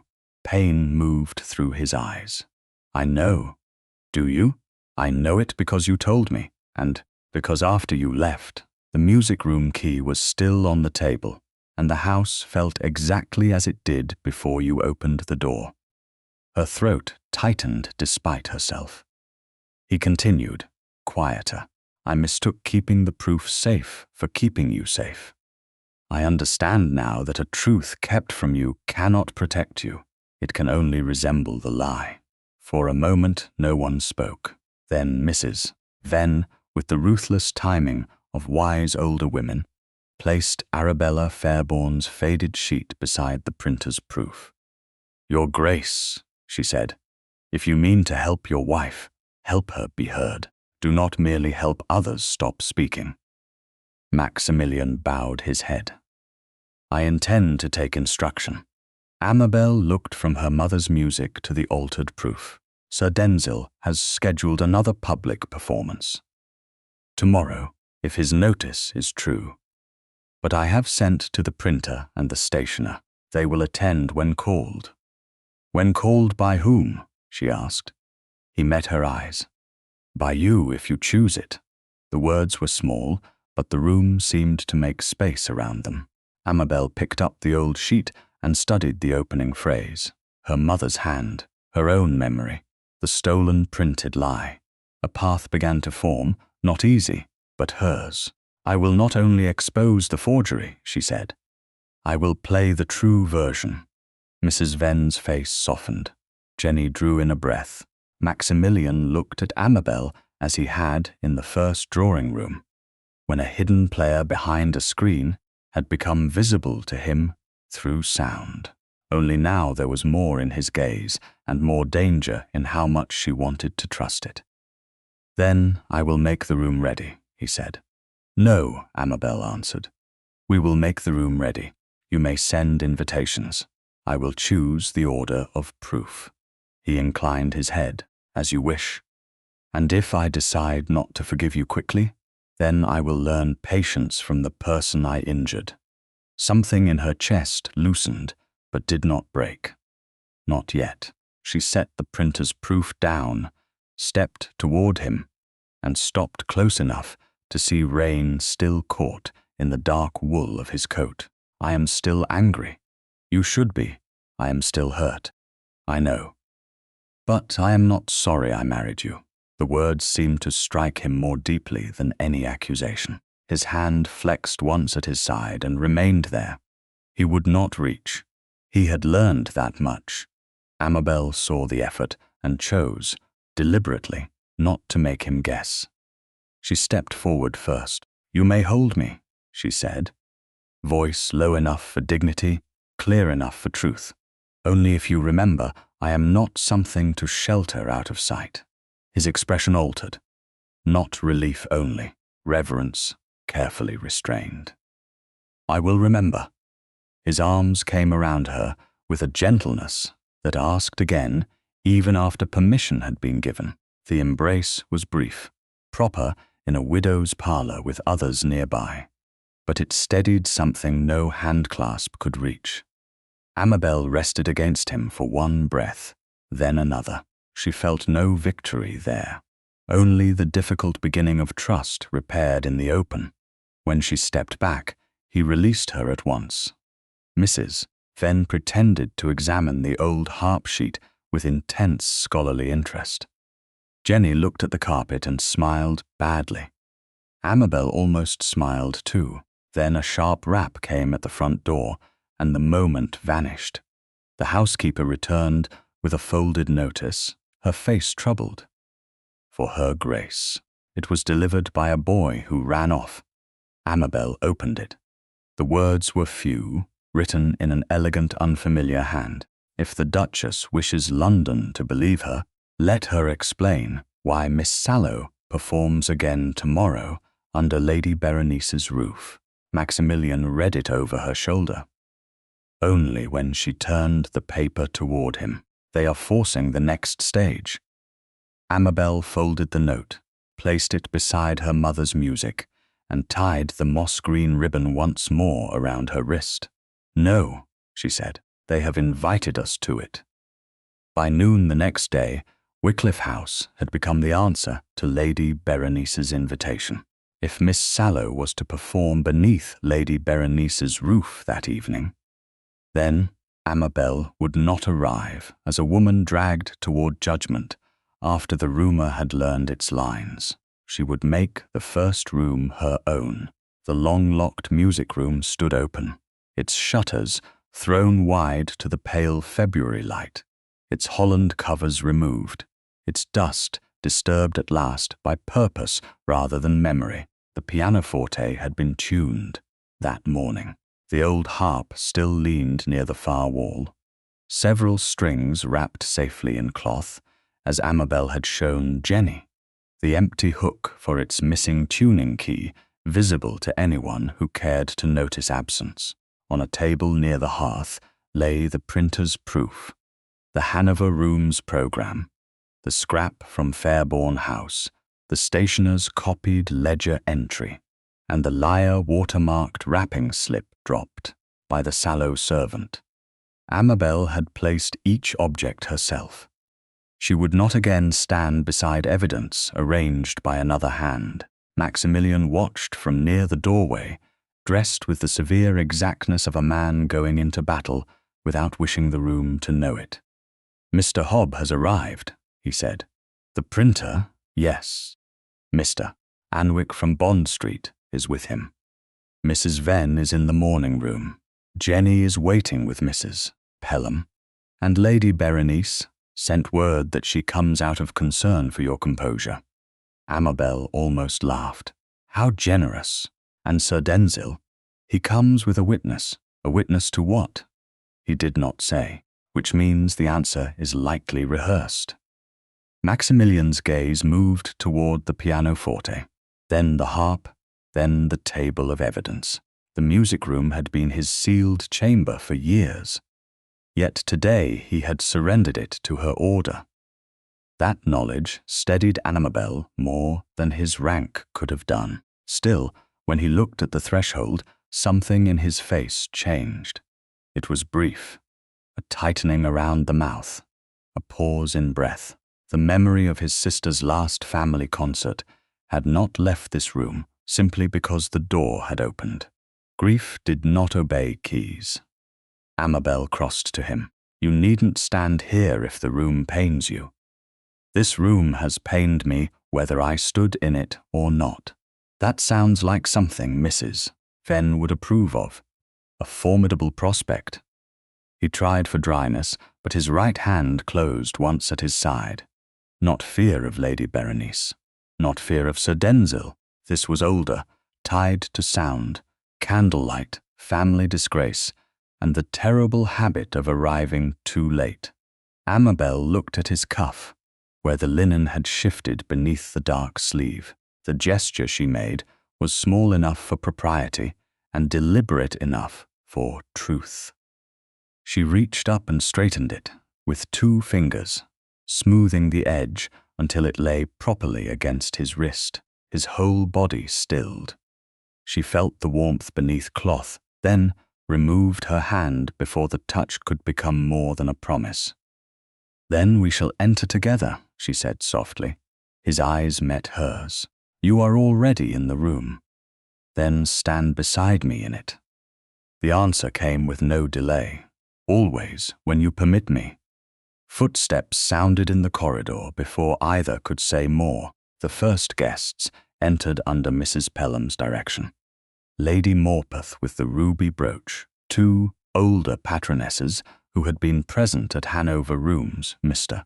Anwick, the stationer carrying his ledger copy, and Mr. Hobb the printer, who looked as if he had aged a decade since breakfast. Mrs.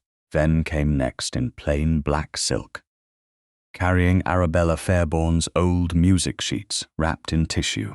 Jenny followed at a distance, pale but determined, her cap immaculate and her hands clasped tightly before her. Lady Berenice arrived last among the respectable party, though her expression suggested she had been insulted by being expected at all.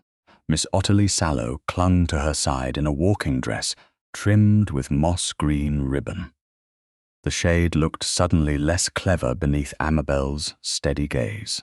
Sir Denzil entered after them, with a thin man in a brown coat, whose ink-stained fingers betrayed him before his mouth could lie. Maximilian closed the door only after everyone had been seated or placed where Amabel had instructed.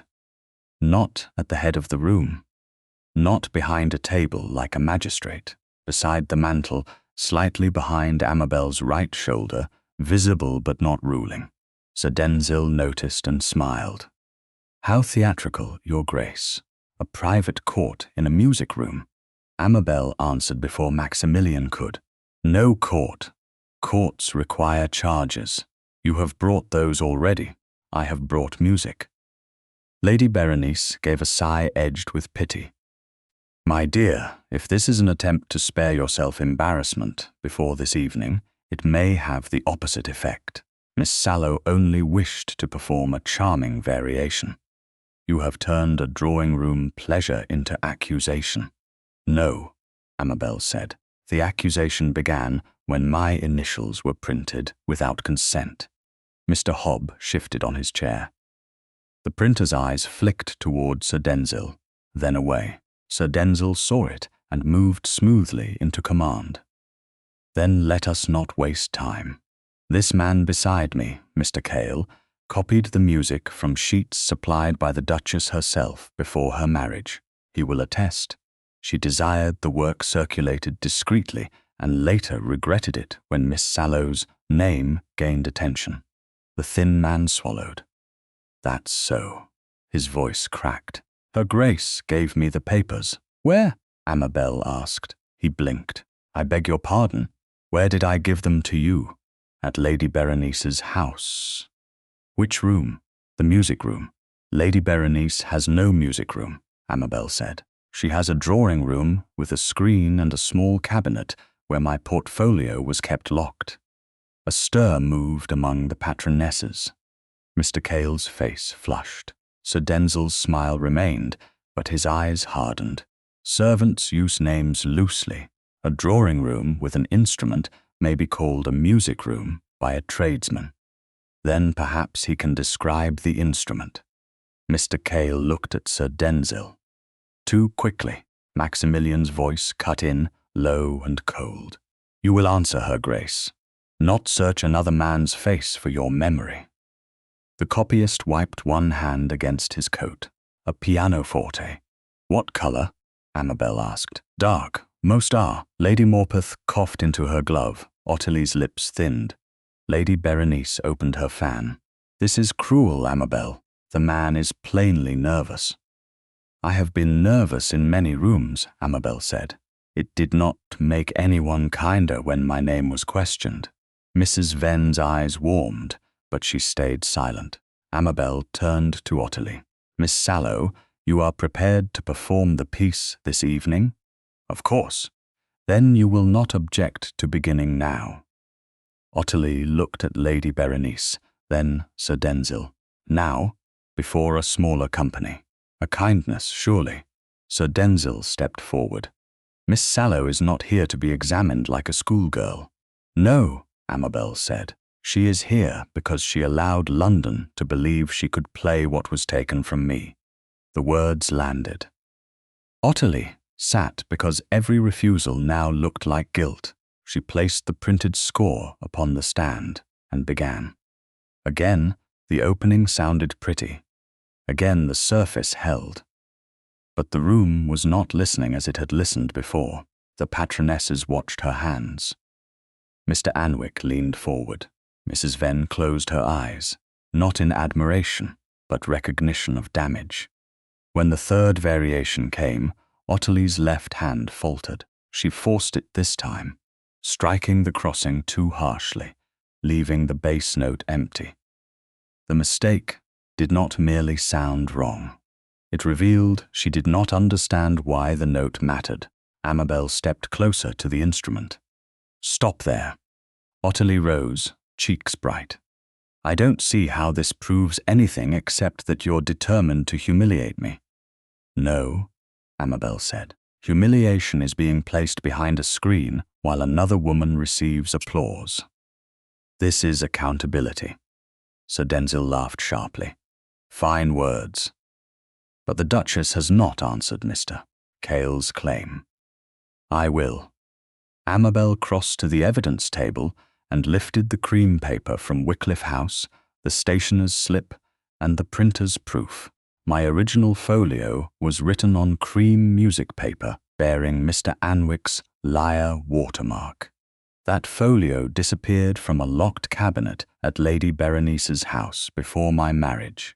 A week later, matching paper was purchased and sent to Sir Denzil Sallow's lodging, along with a copyist's ruling guide.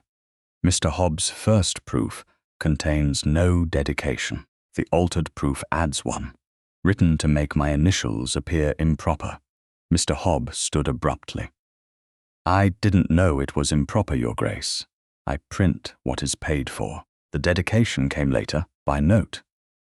"I still have the note." Sir Denzil turned on him. "You have nothing of consequence." "Then he may show it without troubling you," Maximilian said. Mr. Hobbs' hand shook as he drew a folded paper from his coat. Sir Denzil's witness took one step back. Amabel noticed his left hand twitch, ink staining the outside edge of his fingers, exactly as Mr. Anwick had described. Not enough yet. Close. Lady Berenice's face had gone carefully blank, which Amabel knew was more dangerous than anger.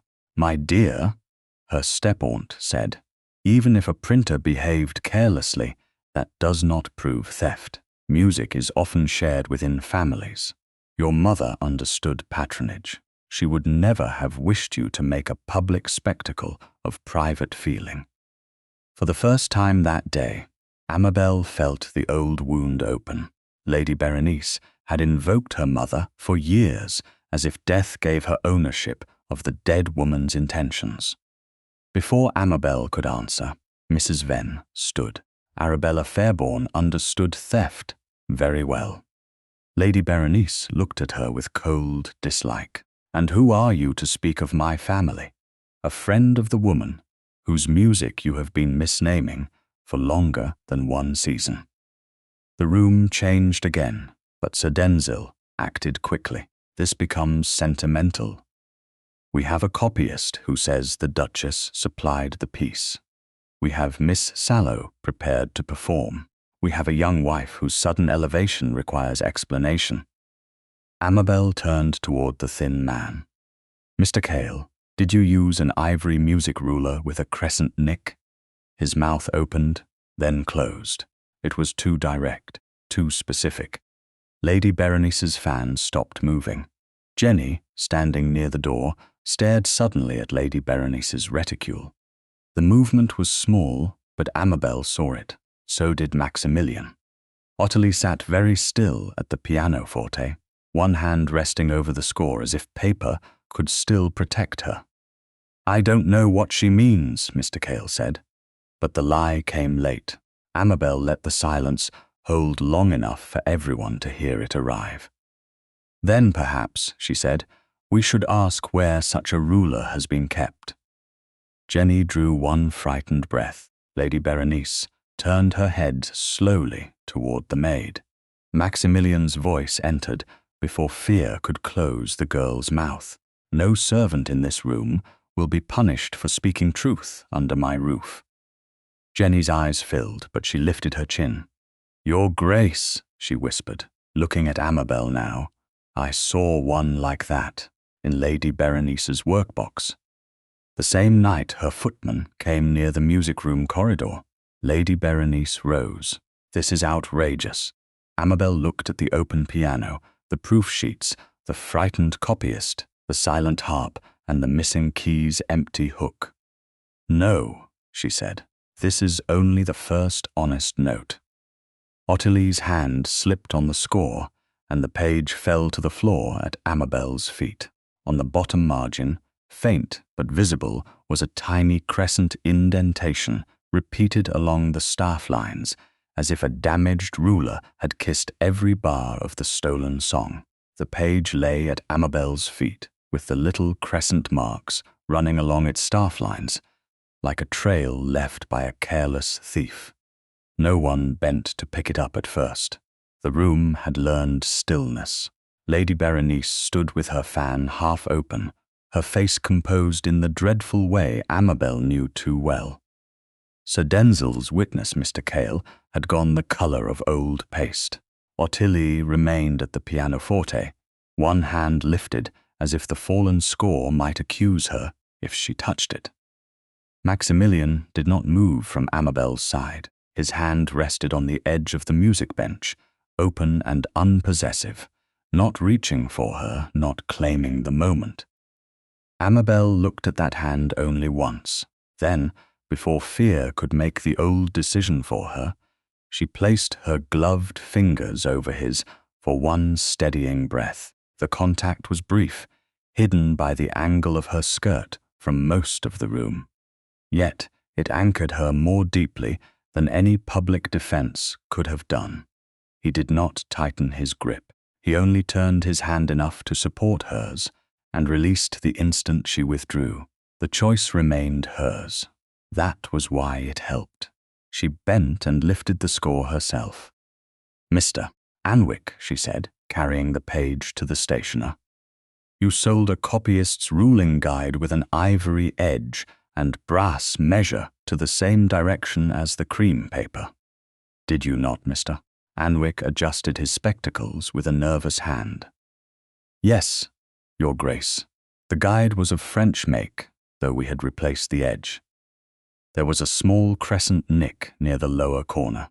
I discounted it for that reason." Amabel placed the page under the window light. "Would such a nick leave this mark if pressed along the staff while tracing?" The stationer leaned closer. His discomfort gave way to professional interest. "It would, Your Grace. Not every time, perhaps, unless the person pressed hard to keep the line from slipping. But yes. There, and there," he pointed carefully. "The same defect repeats." Sir Denzil gave a low laugh. "A nick in a ruler. Good heavens. Are we to ruin reputations because a music page has dimples?" "No," Amabel said. "We are to ask why a music page copied from my missing folio bears the defect of a ruler purchased and sent to your lodging." Mr. Cale shifted behind Sir Denzil. "Maximilian saw it. You may speak now," the Duke said. "Or you may wait until every person in this room understands why you were paid to be silent." Mr. Cale swallowed. "I only copied what was brought to me." "By whom?" Amabel asked. His eyes darted toward Sir Denzil. "By a servant. Whose servant?" "I don't know." Lady Berenice's fan closed. This interrogation grows unseemly. The man has already said he does not know. Jenny, still by the door, lifted her chin with the desperate courage of someone who expected consequence and chose truth anyway. "Your Grace, the ruler was in Lady Berenice's workbox. I saw it when her ladyship visited Wycliffe House after sending the cards. It had a pale handle and a little bite in the corner.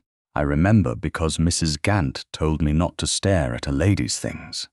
Lady Berenice turned on her. A maid's memory improves remarkably when encouraged by a new mistress. Jenny went white. Amabel felt Maximilian's anger before he spoke, but this time he waited. Amabel stepped between Lady Berenice's gaze and the girl.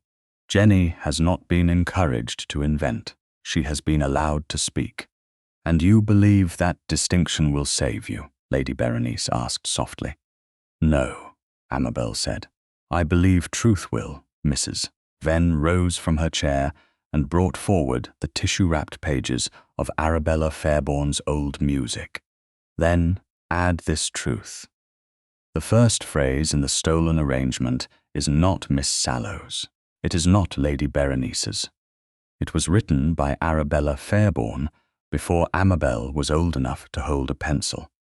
She laid the faded sheet beside the printed score. See the opening interval. See the descending answer in the left hand. Amabel changed it, deepened it, and made it speak in her own voice. But no stranger could have invented the relationship between these two pages. Lady Morpeth leaned forward, her ruby brooch catching the light. You are saying the Duchess inherited the theme. I am saying her mother left a musical seed, and someone plucked the flower from the daughter's hand before society could see who grew it. The sentence moved through the patronesses with more power than a legal argument. Sir Denzil heard the danger and struck quickly. Sentiment again. A dead mother makes a useful witness because she cannot be questioned. Amabel's voice hardened, then questioned the living ones. Mr. Hobb, who requested the added dedication. The printer twisted his hat in both hands. The instruction came by note. I was told to add the line beneath Miss Sallow's name and make the initials small but legible. Who paid? A gentleman's account settled the printing. Sir Denzil's man delivered the coins. Sir Denzil's expression remained bland. Printers often confuse servants. I have paid for many small social conveniences. Such as scandal, Maximilian asked. Such as programs, Sir Denzil replied. If His Grace has never paid a printer, I congratulate him on being above ordinary arrangements. The word struck the room with deliberate force. Amabel felt it turn toward her marriage, toward the bargain everyone wished to make vulgar. She did not let it take root. Mr. Cale, she said, when you traced my notation, did the false dedication already appear? I didn't trace anything. His denial sounded weaker now. Amabel picked up the copied dedication. Sir Denzil had displayed at Lady Berenice's musicale, which Maximilian's man had obtained that morning from the patroness to whom Sir Denzil had entrusted it. She had not known until an hour before that Maximilian had secured it. This time, he had placed it in her hand first. She laid it beside the score. The same crescent mark appears beneath the dedication line, not beneath the first proof, because the dedication was not there. Mr. Cale, you traced that sentence after the music was already printed. You did not copy a private devotion. You manufactured one. Mr. Cale's mouth opened. Sir Denzil's cane struck the floor. Enough. The Duchess is clever, I grant it. Clever enough, perhaps, to arrange these little marks herself, especially once she understood suspicion had turned against her. Maximilian moved one step, and the temperature of the room seemed to fall. You will not call my wife a forger in my house. Sir Denzil bowed. Then let us say she is a woman of unusual preparation. Amabel turned to him. And you are a man of unusual debt. The words struck. Sir Denzil's face changed for half a second before manners repaired it. Maximilian had told her only that morning what his steward's discreet inquiry had uncovered. Gaming notes, overdue loans, and one creditor pressing for settlement before Easter. Amabel had chosen the moment carefully. Sir Denzil smiled too late. How ungenerous. Many gentlemen have temporary obligations. Temporary obligations often seek permanent victims, Amabel said. A false musical triumph for Miss Sallow would have pleased Lady Berenice's circle. A scandal attached to my initials would have kept me dependent or shamed. If my marriage seemed founded on deception, you could whisper that my protection was undeserved. And if Ottilie became the admired performer of a celebrated piece, she might approach better houses than debt alone would permit. Ottilie stood abruptly. I didn't know about debts. Sir Denzil turned. Be quiet. It was the first ugly command he had allowed to escape unpolished. Everyone heard it. Ottilie heard it most of all. Her vanity cracked into fear. Lady Berenice said, Amabel would never use the music properly. She said it was wasted in a drawer. She said if I played it, everyone would be pleased, and Amabel would be provided for. Lady Berenice's face became marble. Miss Sallow is overwrought. No, Amabel said. She is careless, selfish, and frightened. That is not the same as overwrought. Ottilie's eyes filled with furious tears. You were always so quiet. How was I to know it mattered so much? Because it was not yours. The simplicity of the answer left no decoration for cruelty to hide behind. Mrs. then stepped nearer to the harp, her gaze drawn to the empty hook. There is still one question. How did Lady Berenice know which music to take from Arabella's old papers?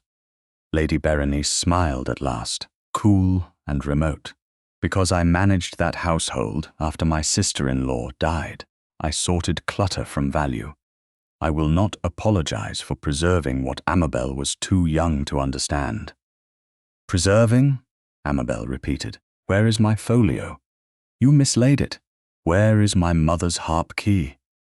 The question came before she planned it. Silence answered first. Then Jenny made a small sound. Every eye turned to her. She was looking not at Lady Berenice's face now, but at the large embroidered work-bag resting beside her chair. Your Grace, Jenny whispered. When her ladyship came in, I heard metal inside, not scissors. A little tuning sound. Lady Berenice's hand moved toward the bag. Maximilian's voice stopped her. Do not touch it. You forget yourself, Lady Berenice said. Madam, I remember exactly who I am.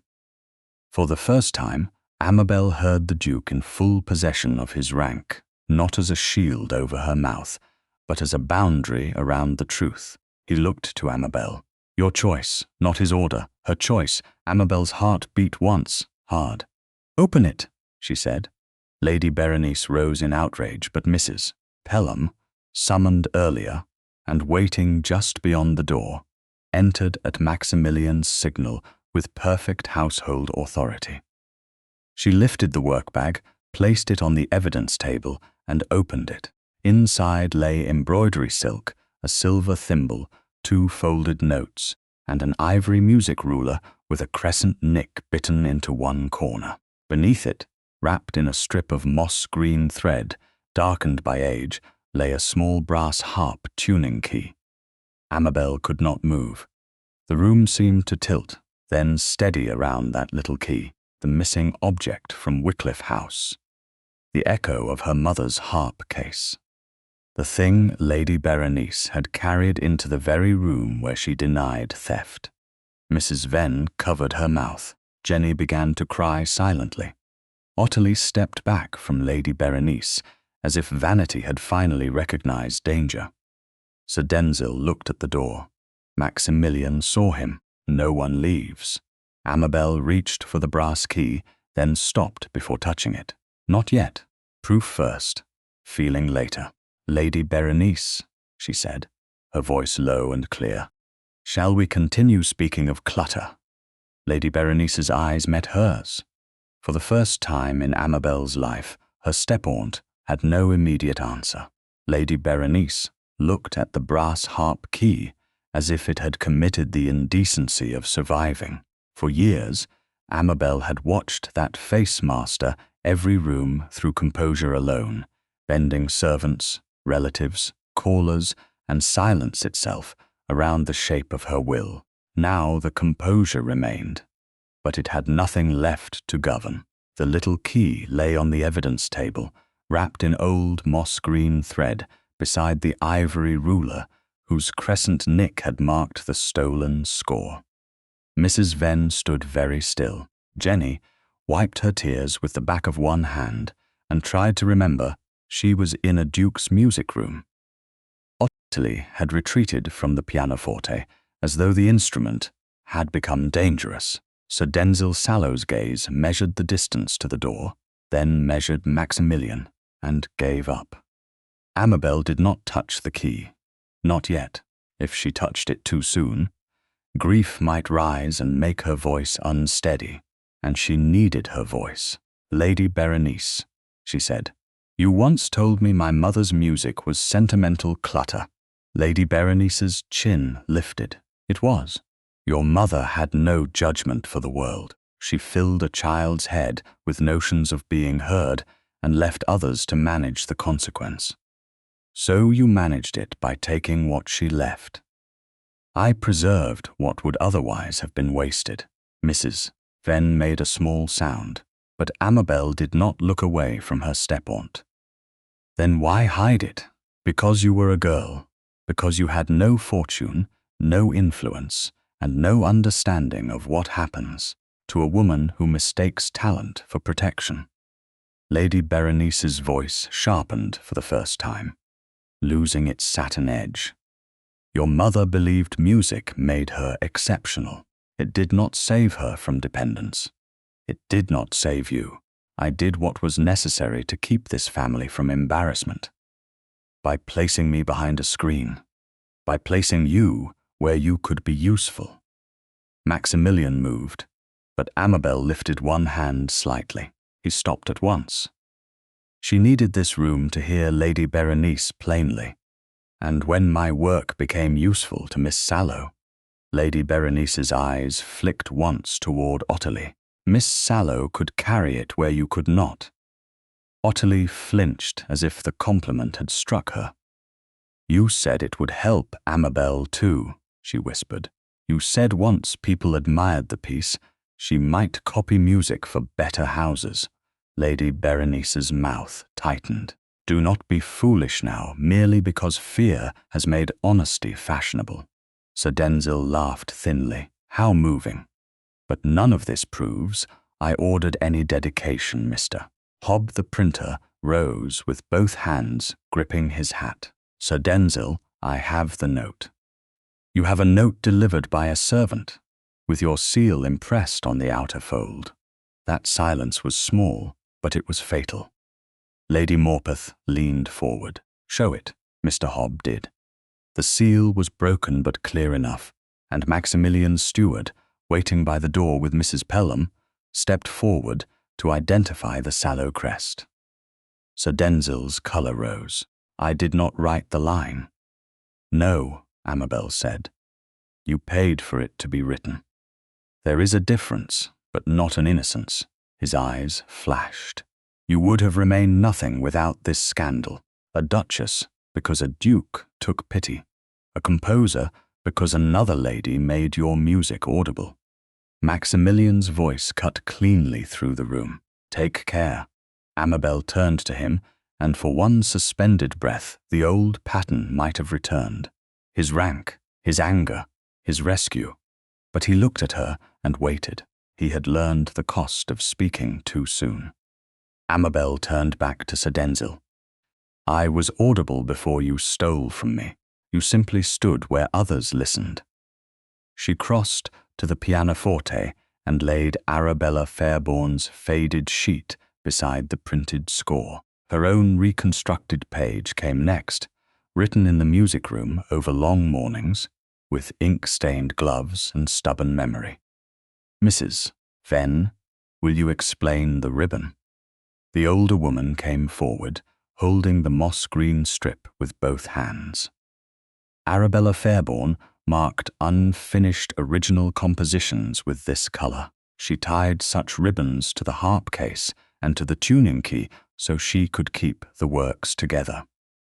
The thread around that key is the same shade, aged in the same manner. I can swear to the practice. I used the system with her. And the theme? Amabel asked.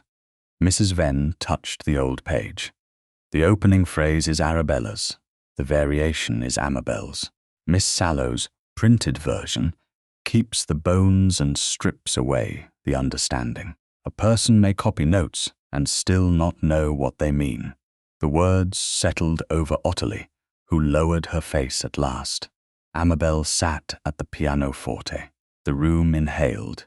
She did not ask permission. For too many years, permission had been the gate through which other people admitted only the portions of her they could use. She placed her hands upon the keys. The first phrase came softly. her mother's lullaby waking beneath her fingers. It was not pretty in the way Ottilie had made it pretty. It carried a question, then Amabel answered it with her own variation, left hand descending beneath the right, holding the bass note until the grief inside the melody had room to breathe. No one whispered. Even Sir Denzil stood silent, because music had done what argument could not. It had shown the difference between possession and authorship.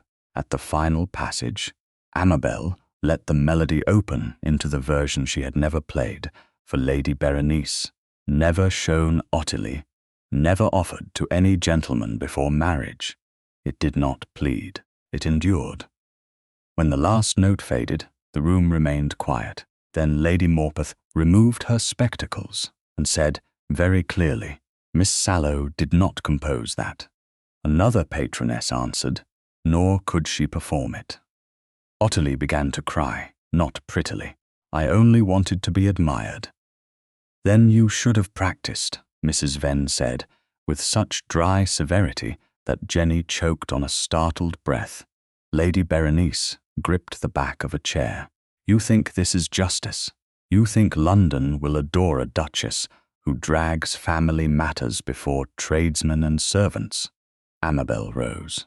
"No, I think London will hear that my mother's music was taken, my folio was stolen, my initials were misused, and my marriage was slandered to conceal theft."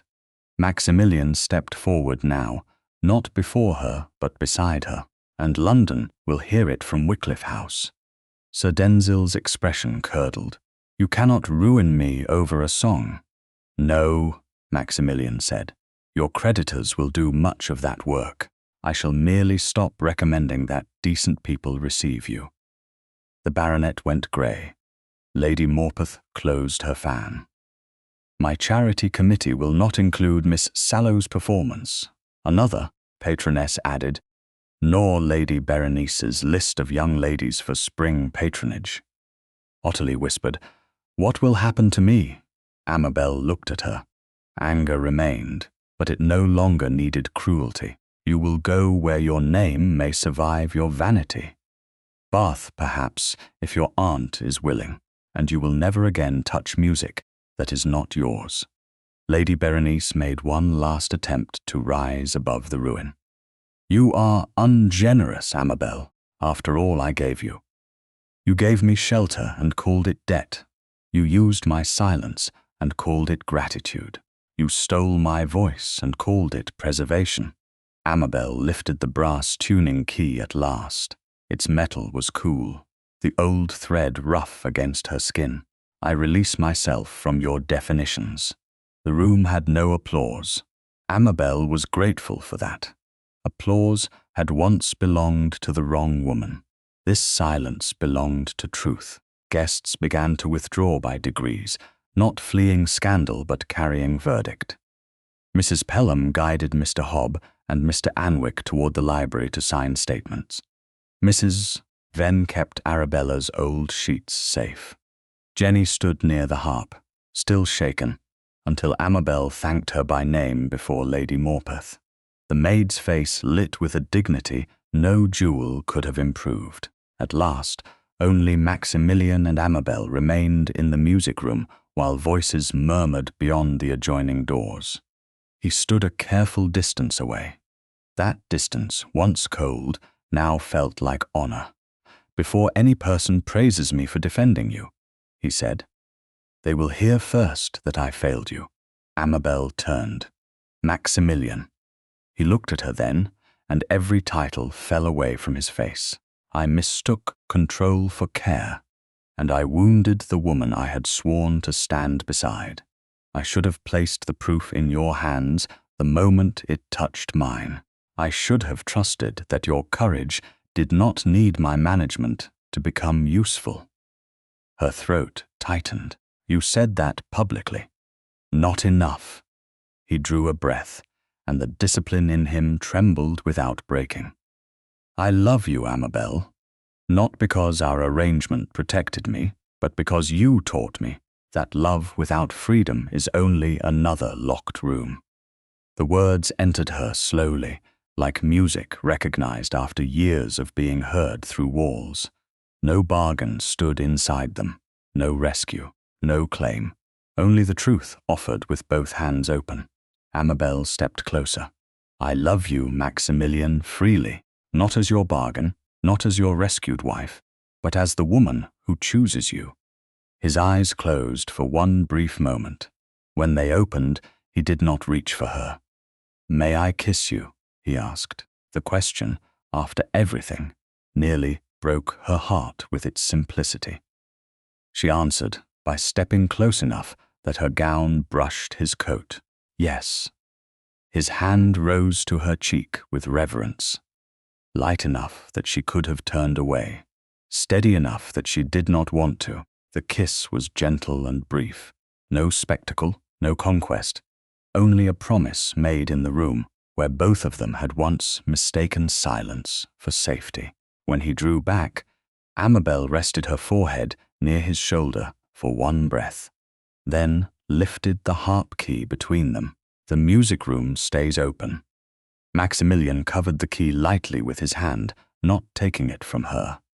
Always, 2 months after the music room first heard Amabel's name spoken without shame, Wycliffe House opened its doors on an April afternoon with every window unlatched to the mild air.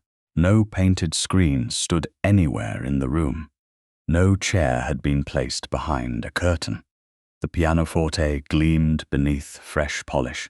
The old harp stood restored near the long windows, and the small brass tuning key hung from its hook, with the moss-green ribbon folded nearby, waiting for Amabel's hand. Sunlight fell across the carpets in clear bars, showing what dust remained and what had been cleared away. Amabel liked that. A room too perfectly polished could lie as easily as a person. This one had learned honesty. Around the room gathered a company smaller than the one that had once judged her and better chosen for that reason. Lady Morpeth sat in the front chair with her ruby brooch and a softened mouth. Mrs. Venn presided near the harp, severe in black silk, and bright-eyed with the satisfaction of a woman who had lived long enough to see a stolen voice returned. Jenny, no longer timid enough to stand, half hidden by the door, moved quietly with the tea tray and smiled whenever one of the young ladies looked toward the instruments rather than toward their mothers for permission. The afternoon performance had been Amabel's idea. Though Maximilian had placed Wycliffe House, his name, and his considerable influence beneath it, without once pretending that support made him the author. Young gentlewomen would play pieces under their own names. If a composition had begun in a schoolroom, a rectory parlor, a governess' cramped corner, or a dependent cousin's borrowed hour at a pianoforte, it would still be announced properly, her own name. Amabel had written at the top of the invitation list. Maximilian had read those 3 words and said only, "Then we shall make the room worthy of them." On the music stand now lay a fresh printed copy of the work London had once known by a false title. The cover read, in clean black type, "The True Arrangement, by Amabel Lyndhurst, Duchess of Wycliffe." She had stood in Mr. Hobbs' print shop herself when the first sheet came off the press. Mr. Hobb had bowed so low his spectacles nearly fell into the ink, and Mr. Anwick had supplied the paper at cost, which Maximilian had accepted only after making a donation to the Widows' Music Fund that left the stationer speechless for several minutes. The first edition was small. Amabel preferred it so. A truth did not need to shout on its first morning. It only needed to be correctly named. Lady Berenice Fairbourne had left London 3 weeks after the reckoning, escorted by a distant cousin who possessed a country house in Shropshire, a sharp memory, and no patience for patronage intrigues. Her letters to former friends went mostly unanswered. The committees she had once guided found new ladies to organize them. Her name was not ruined in the vulgar way scandal sheets enjoyed, but it had been diminished in the way she feared most. Rooms continued without her.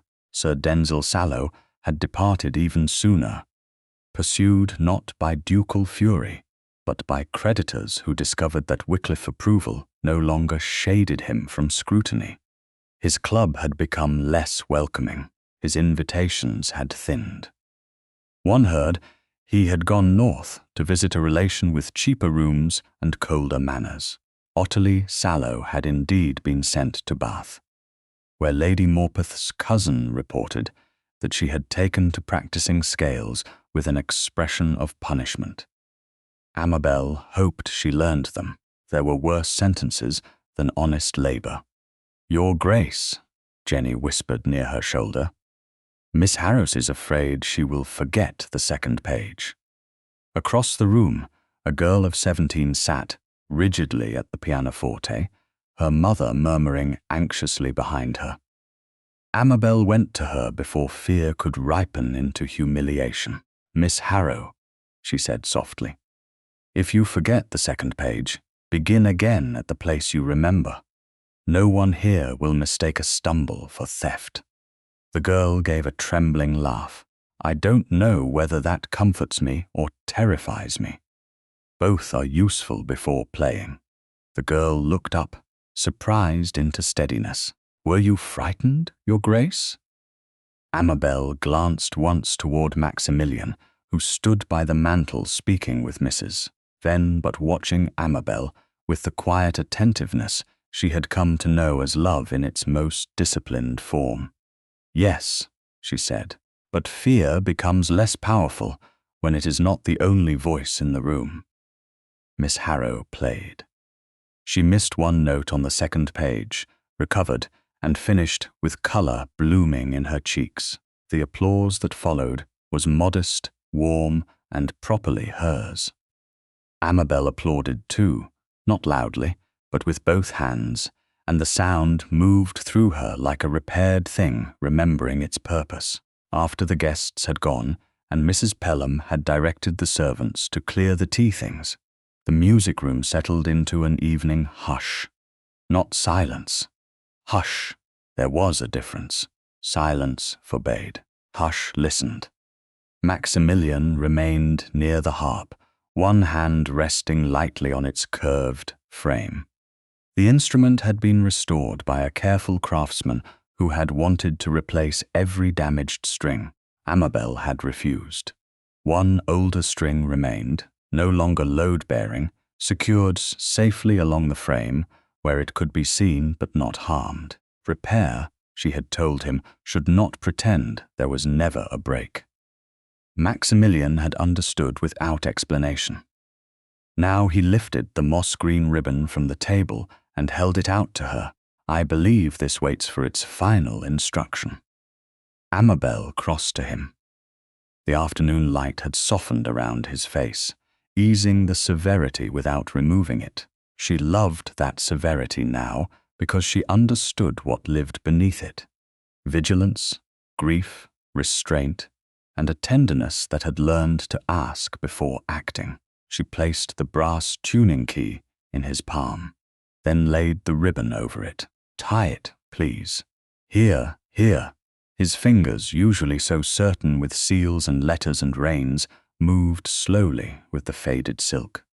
He made one knot, then looked at her for approval. She reached over and adjusted it slightly, her fingers brushing his. This time, neither withdrew at once.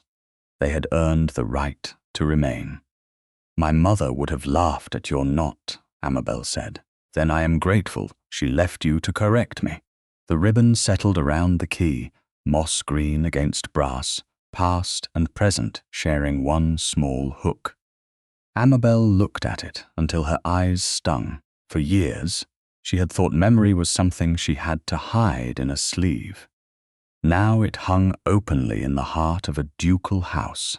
Maximilian took her hand and raised it. slowly enough that she could refuse, though he knew she would not.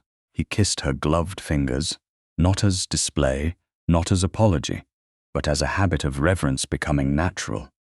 "I love you still," he said. The words were quiet. They did not need witnesses. Amabel stepped closer and rested her shoulder against his arm. "Then keep hearing me." His thumb brushed once over her knuckles. "Always." She smiled. "That is a large promise for a man who once locked up an entire music room." "I have reformed under strict instruction." "Not too much, I hope. I have grown fond of correcting you." At last he smiled, fully enough that the room seemed changed by it. "Then I shall continue to provide occasion." They stood together until the last light moved from the harp to the pianoforte and then to the writing desk near the window. Upon it lay a blank sheet of cream music paper bearing Mr. Anwick's small lyre watermark. Amabel went to it, still holding Maximilian's hand until distance required release. He let go first, as he always did now when movement was hers. She sat, took up the pen, and dipped it into ink. At the top of the page she wrote her name without hesitation. Amabel Lyndhurst. Then, beneath it, in smaller letters, she wrote a dedication that needed no secrecy and borrowed no shame. For the room that learned to listen. Maximilian came to stand behind her, not looming, not directing, merely near.